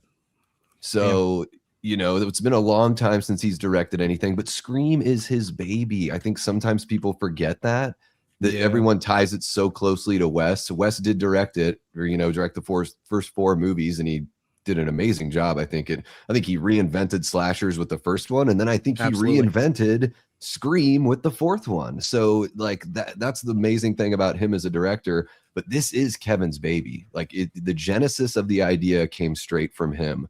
So I do feel a little more encouraged with that. I think the vibes I get from that trailer kind of remind me of Halloween 2018. I'm a huge fan of the David Gordon Green Halloween movies. Whether you like them, hate them, or love them, I think they were, very well-made films. And I'm getting a little bit of that vibe with like the look of this movie. And I think there's a way, if they gotta bring Stu back, oh my God, I kind of just want him dead and gone. He's in one movie, people. Like, we all love Matthew Lillard. It's not a reflection on him as a person or a character. And I'm not the biggest fan of Stu coming back. If they bring him back, though, I want it to be like Hannibal Lecter role. Yes. Where like, Nev or Sydney and Gail go to visit him, and he wants to help catch this ghost face, because how dare somebody else try to do what he and Billy couldn't finish. You know, Didn't- like that would be the only way where I'd be like, all right, and that would be different in this It would. franchise. It didn't you pitch that idea, something similar to that, Luke? Like that was what we were kind of hoping Yeah. the end of Scream 6 was going to be, where it's like we kind of see, oh, there is almost like, I think the term has been thrown around, cult of Ghostface. Yeah. Where it's like, it's kind of like that, where it's like Yep. he's getting people to work for him on the Mhm. outside, like not like Lecter, but like in that sense of like he's almost like pulling the strings. Yeah, I'm fine with that. And I think again, it's like if you're gonna do that, that would be fun, that would be cool, and like you said, it would be different. Yes, it's a little bit like playing into the hands of the fans and doing the internet fan casting, but what else have you done? Really, it's like you haven't done Mm. anything to blow my mind lately, and it's like I love Scream fans, I love people who love Scream, but like it's one of those things to me where it's just like we gotta really shape up or ship out on this one, because there's only so many times I can take the killer being related to one of the main characters in Sure. some form of fashion and, Yeah. and them being the ones doing it. It's like, come on, guys. It's like, if you're going to do it, at least just bring back somebody who's cool and like, you know, would be neat. And yeah, Matthew Lillard, fuck it. Give them all scars. Maybe they made all these announcements and let us know these people were going to be in the movie because it was a whole like huge misdirect. Like Exactly. You know, Yeah. I don't know. It's tough. Like it's I don't know. I'm excited to see it, but it is going to either be like, all right, there's the franchise is reinvigorated, or it's going to be the deflating death blow. I was waiting for I know my theory for a long time has been I thought they were going to New Nightmare this, because it was Kevin Williamson coming back and everything, and it's like, you know, he was you know, friends, close collaborators with didn't he have something? He didn't have anything to do with New Nightmare, Kevin Williamson himself. I don't believe so. No, that was all Wes. Okay, yeah, because I was like, if he had anything to do with that, that'd be even better. But it's one of those things where it's like, yeah, that's the only thing that like again kind of piques my interest as a fan, is it's like, yeah, I'd kind of like to see. Scream's already been known for being very meta. Just let's fucking go all the way at this point. Like, let's see if it gets us those familiar faces. If we can have Matthew Lillard being chased by some crazed fan as Ghostface, let's fucking go. Yeah. That'd be kind of fun. Put it at a horror convention over a weekend. All Fuck these yeah, people are let's go. dressed as Ghostface anyways, right? And then what a great tribute, like a real tribute to Wes it would be. Instead of in Scream 5 just having people like cheers the dead character Wes, and you know, like a kind of a half-ass sort of like tribute to Wes Craven. I think like I'm right there with you. I think going full meta and having a character that's like, I'm sick of these movies, and I'm actually going to kill the actors so they can't make these movies anymore. Like that would be a risk and a pretty big swing for sure. Yeah, and I mean, I'm not saying they would knock it out of the park, but it is something that like that's a concept that at least I would want to see something with it. It's different. Yeah. Because it's Yeah. like right now there's and I'm sure there's 100 different ways. I know I was praising, I think it was Creepy Duck, or he did a poster for one a couple years ago when Scream 7, we knew that it was going to be different and that Sydney was coming back, where it was like a movie that's going to be in between like 6 or like during the events of 6. She's her and her family are getting attacked at a cabin, and it's like snow and stuff. And I'm like, that would have even been cool. Like, you know, make it really like just one night, and it's all just like really secluded, and it's like a couple of people dressed as Ghostface just fucking with her. Like, really make it. It's not that hard to make this franchise a little bit different. So I don't know. I just can't keep going back to Woodsboro, guys. I can't. And I don't want to go back to New York. All right. Anyway, let's talk about something we can get excited about. We managed to talk about Scream 7 and not bring up the big elephant in the room. So I think that's a success right there. Yes. I also think that this is a good time. We can turn to real quick, since Adrian mentioned it, and I know you mentioned this being your favorite of the the first one being your favorite of the Radio Silence trilogy. Crew, how do you feel about Ready or Not 2, everybody? How we feeling about that one? I for one am nervous, but at the same time, it's like I think that the trailer is a lot more. I can believe that this is a lot more misdirect, in the sense of it does look like they're just doing the same movie but bigger.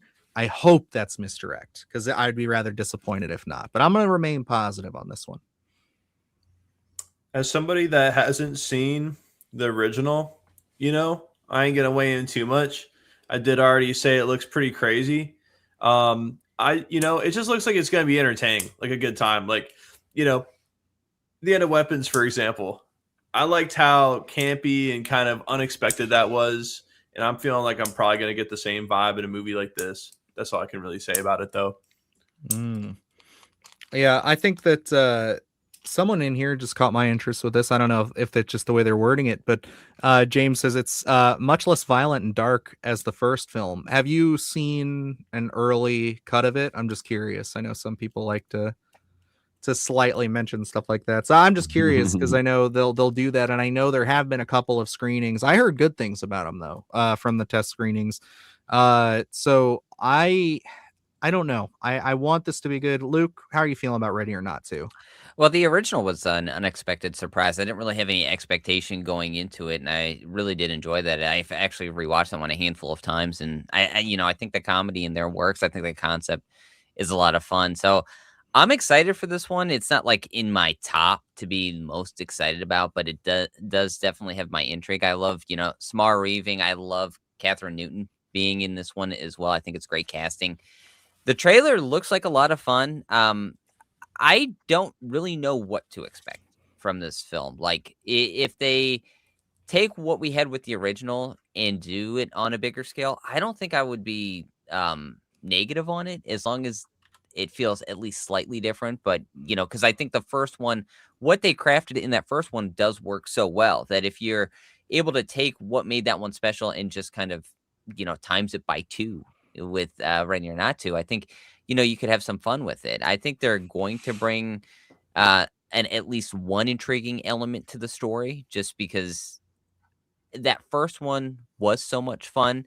And I think to make a case for a sequel, there has to be something in their back pocket. I just have faith in the team to do something with that. And the cast looks amazing. I'm excited to see Elijah Wood in this. So I think we're going to have a lot of fun performances. They have a great way of using humor in their story with horror. So this one, not in my top of most excited, but I am looking forward to this one, going to the theater and just having some fun with it. I was going to say, one of the things that I guess if I'm going to play devil's advocate for myself and say is I think maybe a bigger positive sign is that they filled out the cast with more, not like established actors, but more character actors. So like you have like Sarah Michelle Gellar, and then he was just in Abigail. Oh my gosh. Kevin Durant. Yeah. You're getting a lot more of these people who are like, and oddly enough, David Cronenberg, and like you said, Elijah Wood. So it's like, it makes me wonder if that's where we're going to get the twist on this, and those are going to be more expanded roles. Because it's like, if you look at the first film, all the characters besides Samara Weaving, and even then she was pretty much unknown, there's not any big names in that cast. It's all, and I know they did that for budgetary stuff, but there's got to be a reason that you're putting this many people into it. And we've seen how they can handle a stat cast with like Abigail and stuff like that, and how they're able to play off of the humor and the group setting. So hopefully that's where it comes to me. And with everyone having their moment in Abigail, I think that's really what has me excited overall for Ready or Not 2, with how stacked the cast is and everyone having their moment, having individuality while, being in this big ensemble cast. That has me excited because I know that they can write those characters well, and we can have a lot of fun. Because you look at Abigail, and each different character, when they met their demise, you can really pick out. You can sit there and be like, oh yeah, this happened and that happened. It never really just blends together. Everyone has their own moment. Mm-hmm. Yeah, I think that's, if I'm going to be, like I said, devil's advocate, playing more positive on that, then I will get that. But yeah, I'm just hoping that there is something here. So I kind of have the same complaint for both Scream and Ready or Not 2, but I'm going in with two very different, I guess, ways of expectations. For Scream, not so excited, but willing. Ready or Not 2, hopeful, but a little bit cautious on it. So that's at least where I'm going to sit with it. I think Ready or Not 2 could be a really big surprise, and I think it's going to be a movie that hits really big with a mainstream audience. I hope. I think what they're gonna, to me, I do these. One of the things I do on my channel, like I cover a lot of horror movie news. And instead of just doing like your standard trailer reaction, I do like a quarter speed breakdown. So I do like slow-mo frame by frame breakdowns of trailers and stuff. And the thing that I'm noticing in Ready or Not 2 is I'm getting this vibe of, so there's the two families, they're kind of playing a capture the flag sort of game, trying to get the two sisters. I think they're going to be fair game for each other as well. So I think the two families, it's going to be okay to kill one another. Because the one guy that's like I think he was in like the Dark Knight movie. He was like the police commissioner before Gordon took over or whatever. Yes, he's in this movie. I can't remember the actor's he was the name. mayor. He was the mayor. Okay, in Dark Knight. there you go. So he's saying something like, he's talking to Sarah Michelle Gellar's character, and he's like, oh, it's going to be like really great. And he's like, well, for you, it's going to be frightening, but for me, it's going to be great. So I get this idea that the two families are going to be able to, you know, attack each other because they're vying for superiority in this, you know, these groups of families that seemingly, you know, run the world behind the scenes or whatever. So I think there's going to be that little bit of element that they're throwing in there right away. Unfortunately, although I love Kevin Durant's character, it looks like he blows up in like the first scene of the movie. Oh, no. So, because he's there in the hospital and he has that sudden explosion, you know, that we saw at the end of the first film. Now, I do think there's a really interesting thing that Radio Silence could do here, because the same sudden blood explosion from Ready or Not is exactly how the vamps go out in Abigail. And then we did see a painting of one of the characters from Ready or Not in the mansion in Abigail.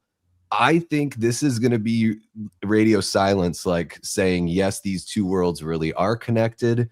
We are making our own cinematic universe. I wouldn't be surprised to see maybe they've got an ace up their sleeve and they bring in somebody like Melissa Barrera. You know, her character from Abigail comes into Ready or Not 2, would be a super huge surprise, or they just find a way to blend these two worlds even more. So I think there's something that I don't think they're quite like tipping their whole hand here with Ready or Not 2. And I think it will be really fun. I'm right there with you guys on the performers. I think Samara Weaving is great. She does an amazing American accent. She has one of the best screams in horror that we've got going on now. Like it's just very guttural and very animalistic. Catherine Newton looks like her sister. Like it's all kind of working. And then the casting is good. I will say, yeah, for them, they do look like siblings.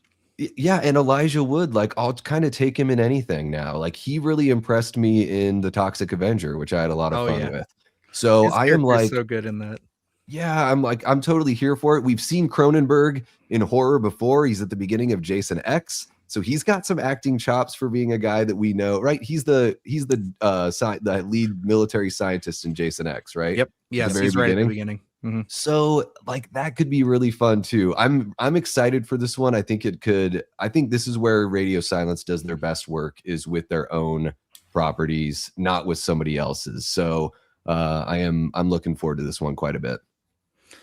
I'm gonna say I think I like your idea of mixing the universes. One big reason is because I know Abigail didn't perform too well at the box office. We had a discussion about that like a few weeks ago. And I could see this as, if this does well, being a way to rescue that, because I don't want them to give up on that. I enjoyed Abigail a lot, and like it got me back on their side. So it's like, I hope they can continue doing that. And I think you're right. Having these two movies in the same world, definitely they have the same tone. So it makes sense. Mm-hmm. And you could, one of the vamp family could be one of the families that's, you know, hunting. That'd be hilarious. Or just behind it all, you know, one of the major players. And we know that there's supernatural elements in both of these. So it could be really interesting. And I do think this one's going to be a huge hit. Oh, no. Make it a prequel and bring back Dan Stevens. Let's do it. He was so good in that fucking movie. What an odd performance. Yeah, he's pretty hilarious. I love it. All right. Well, since I know we're getting down to close to the end of the show, I wanted to kind of just spitball a few out here, because I know we're going to probably want to spend a good little bit of time on Werewolf. Is everybody good with ending on that one? And then if I just, okay. What about, how we feeling? I know we wanted to talk about Cold Storage a little bit. I think that was on one that was on Davey's list, but I know Luke has been talking about this for a couple months, at least behind the scenes. And I know he's brought it up a handful of times. This looks great. I'm excited to see this. And this one, we don't have to wait very long for. This comes out in February. Mm-hmm. Yeah. Looks great. Again, comedy, horror. It's got big ideas, but it feels like The Blob to me in a lot of ways. And I know you brought up Night of the Comet Yeah. pre-show. Yeah, it's like this just looks like a lot of fun, great cast, and I think it could be a nice little standout. I'm hoping it's a nice little throwback. For me, Cold Storage is one I'm really looking forward to. I don't think it's gonna like blow my mind. I'm not expecting it to. I think it's going to be one of the most rewatchable films of 2026. I think it's one of those films you can just put on, have a really good time. I think the performances with the cast that they have can be really, really outstanding in terms of the camaraderie that we feel, the comedic timing that we have. I know we're coming off the Stranger Things and Joe Keery. I mean, come on. I think everyone's going to flock to the theater just to be able to see him on screen again. So I think it's a great time for this release for it to not go unnoticed and people to actually go out there and have some fun with it. And that's really what I'm expecting. I think this one is just going to find a great marriage between science fiction, horror, and comedy, and just be something fun like how I view Slither in terms of the rewatchability of something, Mm. just to go in having it so disposable. And I think this one could be one of the funnest of the year. Agreed. Amen. Yeah.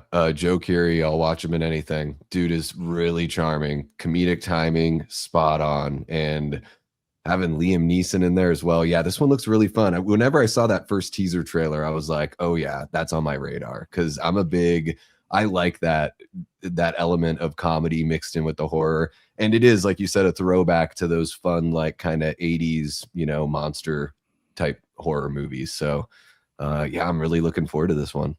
Yeah, I like the concept of a microorganism going crazy. So it's kind of one of those things where it's like that just sounds like it's going to like lead to a ton of very wacky, kind of repulsive like ways to dispatch people, I should say. So I'm excited for it. I really like you mentioned Slither, again, Night of the Comet, all that. I really want it to have that tone. Like even if this movie doesn't like perform the biggest, I want this to be a movie that was good enough that we're all still talking about it in a few years. Like you need to check out Cold Storage. Like it's going to be one that people go back to and say like it's got really good, like kind of like not to say comedy wise, but like kind of how people talk about like Strange Darling nowadays, or it's just kind of like one that people love to recommend. It's definitely, I hope, going to be one of those. I don't want this to just be throwaway, forgettable. And I also think we should mention this is written by David Koepp. I did not know that. If those of you who don't know, he did Stir of Echoes, Jurassic Park, Mission Impossible, Presence just this past year. So like he's got quite a big resume there. So he That's pretty diverse too. That's a good mix of things. And now that I'm like replaying the trailer in my head, I'm like, man, there's even a little bit with the Joe Keery character, a little bit of Jack Burton from Big Trouble in Little China. Like just sort of the audience is, you're sort of experiencing it through this character that's like, did I just see this thing? Like, because there's that, I don't know if you guys have seen that cut on, I think it's somewhere on YouTube where it's like Jack Burton doesn't know what the hell is going on. Yeah. And it's all the times in the movie where he's just like, what the hell's going on? Like, I kind of get that vibe from the Joe Keery character. So this could be, yeah, I think this could be definitely a hidden gem here, and hopefully a movie that does really well because of something like Stranger Things, that hits with an audience that maybe wouldn't have gone and seen the movie otherwise. So I hope so too. That would be nice. Yeah, if the hype from Stranger Things can kind of boost hopefully a good original kind of out there comedy horror, that'd be awesome. And it is cool that this is getting a wide release, isn't this? Because I thought this was going to go on streaming at first, but no, I think this is getting a wide release. Yeah, I think it's a wide release. Because I remember when the trailer first dropped, it was just like being promoted like it was going to be one where they'll send out screeners and it'll pop up on PVOD and stuff. But now it seems like it's actually going to go to theaters. And even if it's a limited release, like, hell yeah, dude, like, let's do it. Good thing. Yeah, and I think I saw Mr. Boone's comment there that you had put up. Spree is really fun. I just saw, like, we played it in my Discord, which, by the way, is totally free and a lot of fun. We watch movies all the time. It's a really great time. I only caught like the back half of it, but man, really fun. And again, there's just something about Joe Keery is such a, he has such a natural, charming way about him that it's difficult just to not like, just immerse yourself kind of in the conceit of the film. And it's a wild idea for a movie, but it was a lot of fun. Oh yeah, I definitely want to go back to it. I remember wanting to see it when it came out. I just never got like around to it. And I know, Luke, I think you were speaking pretty highly of it. Definitely the performance from Joe Keery. I remember that. So Yeah, the concept of Spree is a lot of fun. I think they have. I turned it on just because of Stranger Things and hadn't seen Joe Mhm. Keery in anything else, and I love the darkness of that role, but also the comedy, the comedic timing that he has in there as well. It's just an enigma of a film. I think it kind of goes overlooked, but I think people are going to be wanting to consume Joe Keery stuff after the ending of Stranger Things here. So I'm hoping that one people start uncovering a little bit more because it is a really fun time. hell yeah. And I did want to bring up another one, just kind of small. I'll start rattling these off, but Hokum. We talked a lot about that last week. Yes. Looks super good. Fantastic. Again, really excited for it. I want to know what's up with that fucking bunny person. Anything and everything that Damian McCarthy does at this point. Mm. I do want to point out, just so everybody is aware, we did this unintentionally, but this week's list, no spoilers for Luke, is going to involve potentially a Damian McCarthy movie, and then my list the following week is also going to involve a Damian McCarthy movie. So figure that out on your own. Those of you who are up and sharp about it, you might understand there's only 2 Damian McCarthy movies. So, but this is going to be great. I hope that this third one kicks ass. So I think that he is a huge up and comer in the horror space when it comes to just like genuinely scary shit. Like I can't say that like all of Oddity scared the shit out of me, but there's a couple of massively tension filled scenes, and I love them so much. Dude knows how to set a mood and how to make a small story so engaging. Like and really strong performances. Like I'm very encouraged by him. I agree that he is an up and comer, and I think Hokum, that trailer is very unsettling. That's another one I broke down at quarter speed, and there's all sorts of weird kind of animal cosplay kind of. I don't even know what to think of this movie, and that makes me even more exciting. Just because he's been so solid up to this point. Yeah, I think that he's definitely. I hope this is the movie that kind of smashes him into the mainstream a little bit more. Because, like, yeah, it's like to me, it's mind blowing that Oddity, as much as I praise IFC and Shudder, and I know they put that in theaters, it blows my mind that Oddity didn't get picked up by somebody like a Neon or a A24. It's like it just seems like they would love to push a movie like that. And then this one, obviously Neon was paying attention. So it's really cool to see this one getting moved. Plus, it's like I think like he loves to play with folklore, and he does a really good job at it. And I don't think there's many people other than like Guillermo del Toro and David Bruckner, not David Bruckner. Oh my God, David Bruckner. Bruckner? David Bruckner are some of my favorites who can really play with folklore and a lot of that stuff and actually make it modern and impactful. So I'm excited for this. I think this looks great. I know another big one we don't have any information on, but I figured I'll mention it. He's on the cover. Everybody knows we got to talk about our boy Art the Clown. He's got a 4th film slated for 2026. I have no clue. I looked, I tried to find some stuff. I don't know if you gentlemen found some stuff. I know we kind of had a small talk about it beforehand, but it's supposed to be this year. But nonetheless, I'm excited for Terrifier 4. How's everybody feeling? I'm not. I hate it. Now, Okay. of course, I think Terrifier really found its stride. I think with Terrifier 2 and 3 was, my gosh, the anticipation for that one being holiday horror and just the way they were able to push the story forward. And now everyone's looking for that conclusion, or seemingly the conclusion in Terrifier 4, and getting some backstory to Art and seeing how everything's going to wrap up. And man, I think it's going to be highly anticipated. If this does come out this year, this is easily in my top 3 of most anticipated of the year. Expect a lot of gore. Obviously, it always delivers. So I'm really excited for this one and what we could really see. Especially, I think I'm also excited to see this wrap up and to see what Damien Leone is doing next, and see what the Terrifier universe is going to look like post Terrifier 4, if it does continue with any sort of story, if we move on with characters or anything like that. So I think, post Terrifier 4 is going to be the most interesting for the horror space and what it's going to lead to.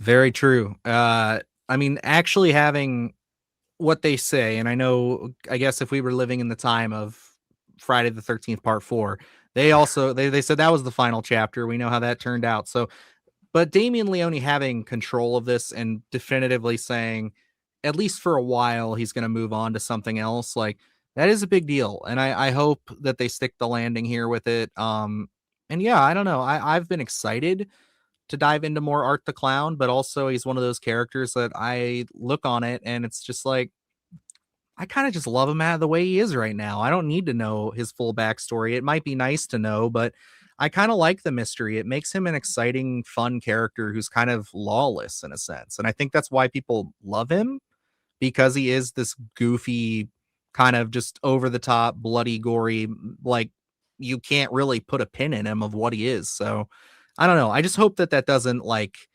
affect him going forward, but maybe that's why they're like, hey, this is going to be it. So we'll see, but I'm definitely excited for this. He's an agent of chaos. Like, it seemed like he was the big bad, but we find out at the end of Terrifier 3 that he is not the big bad. He is sort of turned into a lackey in a way, kind of like an errand boy of whoever our big bad really is. I mean, right now it's in the body of Vicky, but or Victoria Hayes. But I think I'm right there with you, Dylan. It's like, I don't need all of the answers. I do want some answers with Art. Like, I want some of the stuff explained because these movies have been incredibly long and we've gotten such little lore, So it's like, I do want some of these answers. I actually read the Terrifier 3 novelization on my channel, and there's a little bit of lore that they get into that you don't see in the film. So I don't know if that's something that they're going to show a little bit more of. The connection with Sienna's father and Art the Clown is delved into a little bit more in the novelization of the third movie. And so hopefully we get a little bit more of that. But I also want to see, like, I don't know if you guys watched the original Buffy the Vampire Slayer TV show. I've seen episodes of it. Yeah. And in the finale, it literally turns into like they march into the pit of hell. Like they open up the hell mouth and they go down there and start like fighting demons. Like it's like a Braveheart battle or something. Like, I want to see Terrifier 4 do something truly epic. Like, go out with a bang, do something that's different than what we've already seen, and then you can put it on a shelf for a little bit. But I want to see something that's like angels and demons fighting. Like, I want it, like, let's get fucking crazy. I think you're going to get big. I don't know about like full scale, like Lord of the Rings level battles, but like, I think we are going to, I really do think this somehow, some way we end up either being right on the gates, or we are at least going to be traveling to the underworld, hell, whatever this place is, wherever obviously her niece is. We need to get there. We need to save her. So it's going to be one of those things where it's like, we're gonna get there allegedly. So I do think it will be epic, but I'm very curious to see what's how this is going to wrap up and where we're going to be sitting after how the horror landscape's going to look, because obviously I don't think the Art the Clown merch is going to stop anytime soon. And I'm going to be curious to see what Damian Leone does next. Because, I know Erica brought up doing a Nightmare on Elm Street. I know a lot of people want him to do that. Personally, I was saying one of the things that I think he should probably do is do something that's maybe not a slasher, but something else that's like, if he wants to stay in horror, do something horror, but not a slasher. I want to see him do something different. He talks about his love for The Exorcist and stuff like that. I want to see him stretch his legs with, even if it's not like a totally original character, I just want to see him stretch his legs into another facet of horror. Agreed. So, like we were saying with Markiplier, or just limiting yourself. Like if Damian Leone said, you know what, I'm going to make a movie and it's not going to be a splatter movie.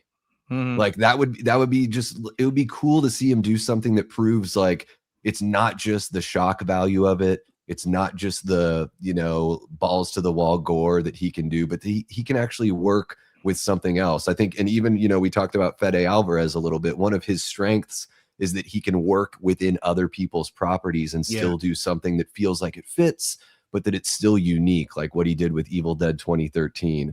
And so it would be cool to see, Damien sort of, not everyone loves everything he does. I know he's got plenty of haters out there. It's like, well, quiet him a little bit by showing that you're capable of something beyond just your own creation and doing something that's very like niche, even within horror. But I will say this, like, man, all the people that say that Art the Clown isn't an icon because he needs this many movies or needs to exist for this long, get out of your house, go to a convention, actually talk to people. A lot of the people are like my age or maybe older that still say those things. No, Art the Clown is absolutely an icon. The whole Terrifier franchise is iconic. If you go to a convention, there are entire families dressed up as these characters. It has, it is popped. Maybe it's not as mainstream as somebody like Freddy was in the 80s, but also we're living in a different time than that. So I do think that he's put his stamp on, with his own character. It would be cool to see what he does next for sure. Oh yeah. Yeah, I think that's totally fair. I think that's even if he goes forward and say he doesn't end up doing anything that blows our minds, it's like you can't take away the fact that he did something that, a lot of things were struggling to really do, which was bring somebody who we can classify as a modern horror icon, because we talk about people like Sam from Trick or Treat. Even then, it's taken Spirit Halloween to really bring him into the stratosphere, with people actually being like able to identify him. Because I remember for years people dress up as Sam during Halloween, and they'd be like, I don't know what the fuck that's from, but like Art the Clown, everybody knows what Art the Clown is. So that's rare. It's wild too, because it's like, it's one of those things when you see Terrifier, like, wow, how did nobody do this before?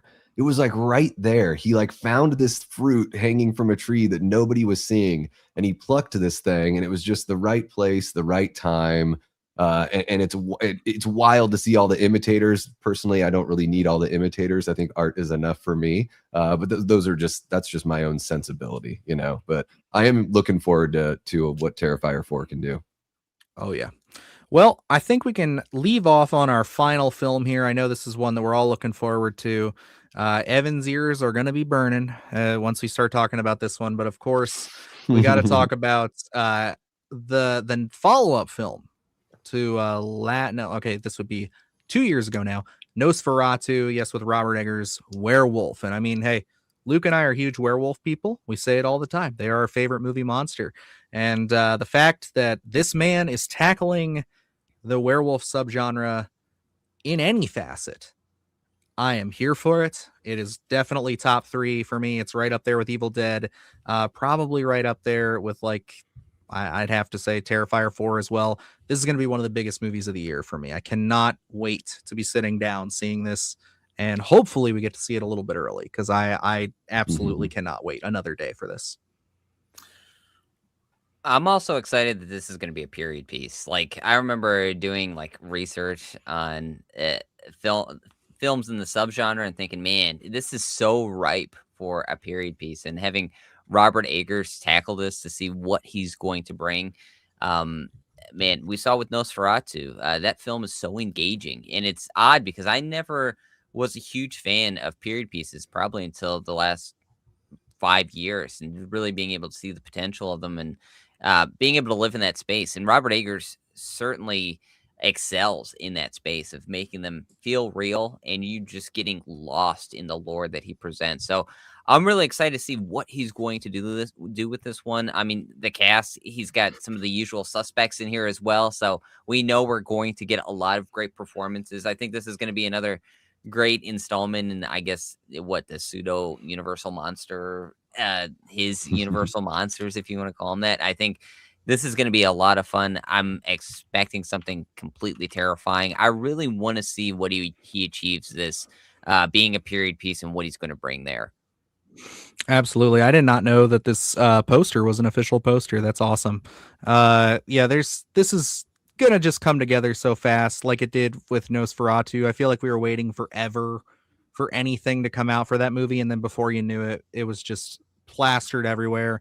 And you know what I think is interesting is that Robert Eggers has this thing where it's like he's made movies that are so small. I remember The Lighthouse and The Witch being like niche, independent. You had to be in the know to go find them kind of movies. Then with The Northman, which wasn't like a resounding success in theaters, but really blew up on streaming, Nosferatu, it was like everyday normies were suddenly like, that's the movie I'm seeing this Christmas. It's like, what the fuck do you know about Nosferatu? What do you mean? Like you're supposed to be like not seeing what's up. And I think that's great. I think that is exactly where this man needs to be, because he should be a household name with people. He should be somebody like a Steven Spielberg, where it's like when they make something like this, you know it's special, and you're gonna go see it. And it's like, I guess I should say closer to James Cameron, because it's like, you go see his movies, it's like he only makes them once in a while. When you go see a Robert Eggers movie, this is handcrafted, this is special, this is no bullshit. He's not just gonna throw it up on screen unless he believes in it and it's perfect. So he's earned that. I think like this being a werewolf movie, it doesn't even have to be, and I'd still be there day one. Yeah, I'm really looking forward to this one, because with Nosferatu, I thought it was technically a beautiful film, although I've seen that Dracula story so many times that I was just sort of like, I don't know if I'll ever watch Nosferatu again, even though it's gorgeous and beautiful, just because I've seen that so many times.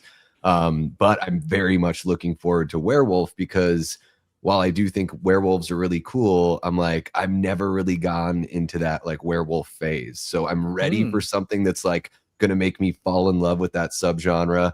I was a guy that was so down on Aaron Taylor Johnson after seeing movies like Godzilla and Avengers Age of Ultron, because I don't think he was good in either of those films. He was my favorite performance in Nosferatu. I thought he had the heaviest lifting emotionally, and he brought a lot of weight to that film. Like, there's just something about him where every time he was on the camera, and he's like one of, he's not even really one of the mains. I was just like, man, this guy's really good. And then what he did in 28 years later, I was like, dude, this guy's so solid. Like, I'm really happy that he's going to be the main guy here in Werewolf. And I hope, because God, like you're saying, Robert Eggers has this, like, he's just got this signature kind of feel to his movies. There is something very like auteur to it, but he's also a huge fan. He wants to dive into these things that he fell in love with as a kid and give his crack and his interpretation. And I think that's awesome. I think that is where he is sort of a little Spielbergian, like you were saying, Dylan, because Spielberg did that same kind of thing once he got his cachet and everything in Hollywood.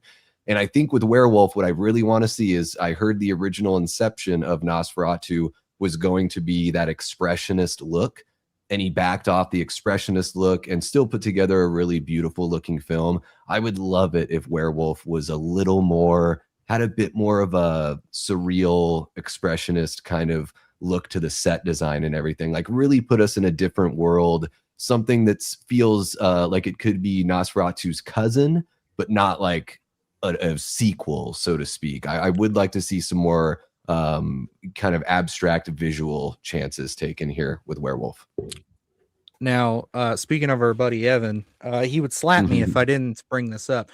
But the thing that intrigues me about this, especially coming off of like Nosferatu, was just how dark that movie got, and just you're right, because like there's parts of that like surprised me with like him stepping away. It didn't feel as like pure as like a Robert Eggers movie would when it comes to just being a period piece like that. To me, it felt very movie like, which I think is necessary. It's good that he has that sensibility, but this one, his comments about it is like, this is the darkest movie he's ever made. He says it's going to be the darkest, the goriest, and just the most brutal and bleak film that he's ever made. And I'm like, fuck, okay, man.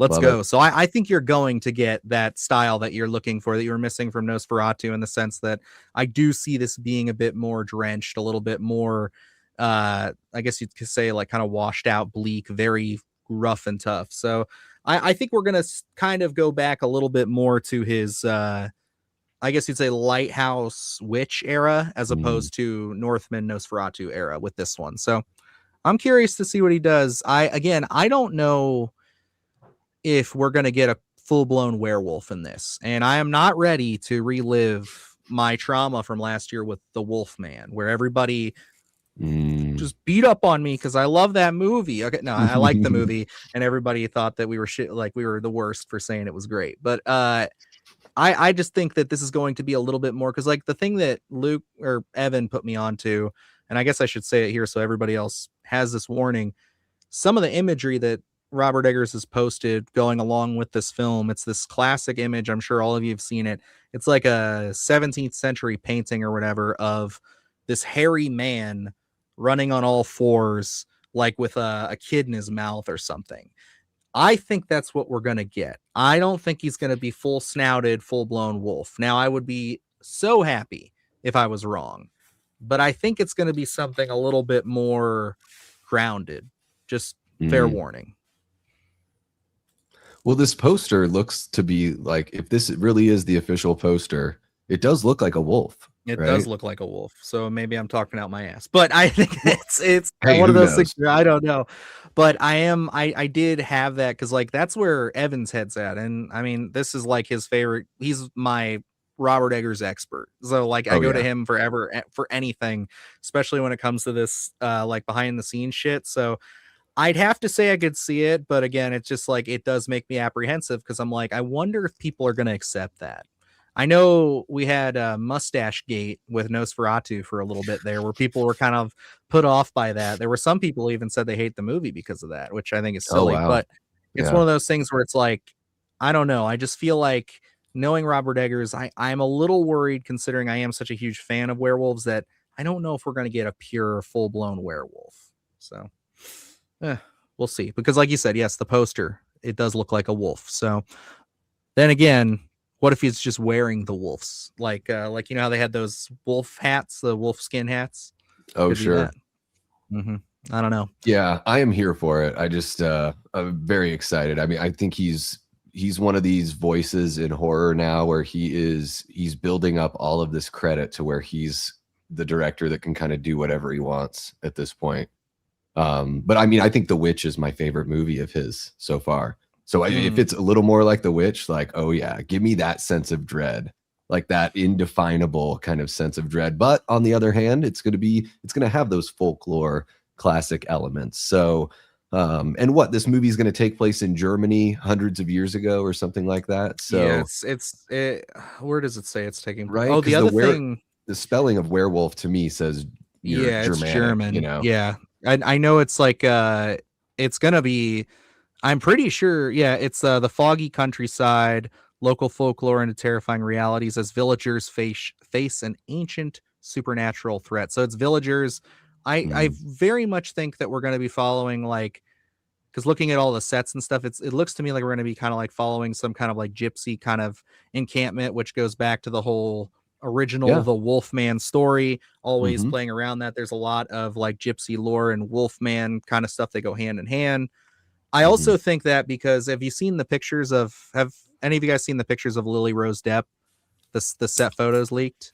I have not. No. No. Nope. She has like boils on, like not boils, but like she's got like prosthetic warts on her face and stuff. Oh. So she's again going for more of a like I guess rustic, realistic to the time kind of look, which I totally understand why she'd want to do that because like coming off of something like The Idol where people were like, "Oh my god, she's so terrible." Then going into Nosferatu and doing a really great job, it's like, "Hey, I think that she should definitely commit with a look that's like I'm just going to ugly myself up and just get real into the dirt with this character, be a real authentic gypsy of the time character." I'm like, fuck yeah, if you can do it, go for it, dude. Because like, yeah, that'd be good. She blew me away, honestly, in Nosferatu. I did not know what to think of her going into that because she was like one of the people who hadn't worked with him before, one of the new players, and I was just like, okay, we'll see. But damn, I thought she was very, very unsettling in that movie. So Well, hopefully, her dad kind of set the standard for, a pretty person that, started out relatively safe in their career, but then really found himself diving into and becoming these roles. Like there is a bit of that method acting, I think, that Johnny has brought to the table. I mean, even going all the way back to Edward Scissorhands and Ed Wood and yeah, everything, which Ed Wood is still my favorite Depp performance. But like, hopefully she's having some chats with him. And I love seeing young performers put in the work and get better as they go. So I think she could be a surprise here. And what if this movie kind of has, speaking of a little Johnny Depp, what if this movie has a little bit of a Sleepy Hollow vibe meets Werewolf? This village that they're like murmurs of this creature. There's secrets, there's like, I kind of dig that vibe. Let's take it back to, make it again a little smaller. I'm going to keep on saying that. No, I get you. This could be, I think this could be a surprise even for, what we expect from Eggers. I think he could give us something brand new with this one. Yeah, I think like this is one of those where for me, I'm ready for him to go back a little bit more like the witch, like you said, because I think there's also that element of like fairy tale, like Grimm's fairy tales feeling to that movie that I do want to see him kind of touch back into with this a little bit, because I think the way they approach the supernatural in The Witch, I want to see that translated again here, because I think like having the supernatural feel so grounded in The Witch while it's also literally women floating and turning babies into juice and whatnot. It's like it's one of those things where I'm like, I think he really nailed that. And I've kind of had this idea for a long time. I've pitched it to Luke where it's like, I really want to see almost like a Technicolor like kind of movie where people are just in the forest, like in surrounded by a deep dark forest, almost like a live action 90s cell shaded like Disney cartoon village. But then there's like all these horrific evil like folklorian fairy tale creatures that live around them, and like for some reason they have to go out there, for some archaic reason they have to try to get to this big castle or something across the forest. But I love the idea of taking that kind of almost, it looks like an old 18th century painting look to it, and like making that with the horror. And I feel like The Witch did that beautifully. So I definitely want to get back to that. So I feel you there. So hell yeah. But alrighty, I think that's going to wrap us up here, folks. We kind of got through all those. Anybody have any other films they want to mention real quick before I pass everything off? I hope we get Thanksgiving too this year. Probably I love the original Thanksgiving, and we'll see if we get Thanksgiving too. God, I really want that. So, but I don't see it on the slate for whatever reason. So I'm worried. But I talked to the Dream Eater people because their movie Dream Eater got picked up by Eli Roth's company, so they're actually like pretty close with him. And he has that movie Ice Cream Man coming out. Is that this year?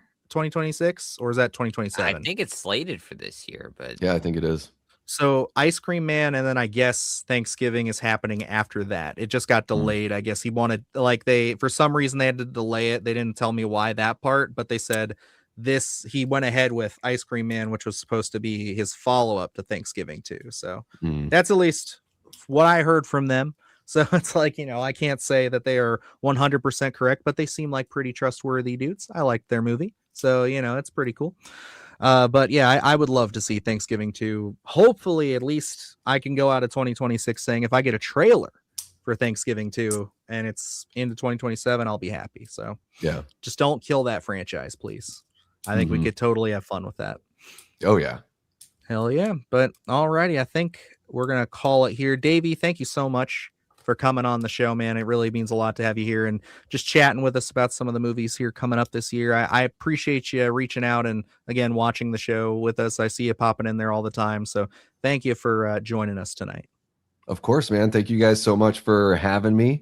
Hopefully I didn't dominate the conversation too much. Sometimes I can do that, but I had a blast chatting with you guys and hanging out with everyone in the chat as well. So yeah, guys, if you like hearing this guy talk a whole bunch, you can sub to my channel. I cover a lot of news. I go live all the time. I love interacting with the audience. It's one of my favorite things to do. And I got some fun stuff coming up for 2026. So keep an eye out.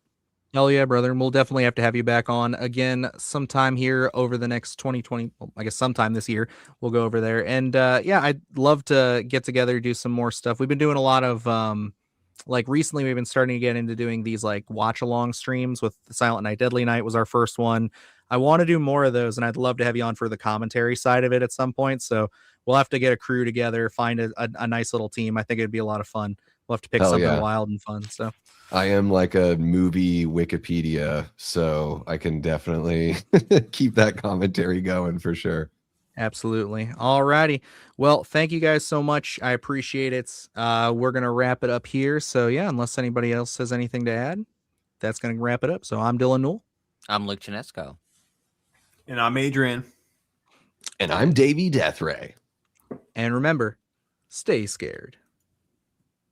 Do the horror shit, gonna do it live. Cause Splattercast kick it every day they live. Splattercast, gonna smash your ass. Splattercast, gonna smash your ass. Splattercast, gonna smash your ass. Splattercast, gonna smash your ass. Splattercast, gonna smash your ass. Splattercast, gonna smash your ass. Splattercast, gonna smash your ass.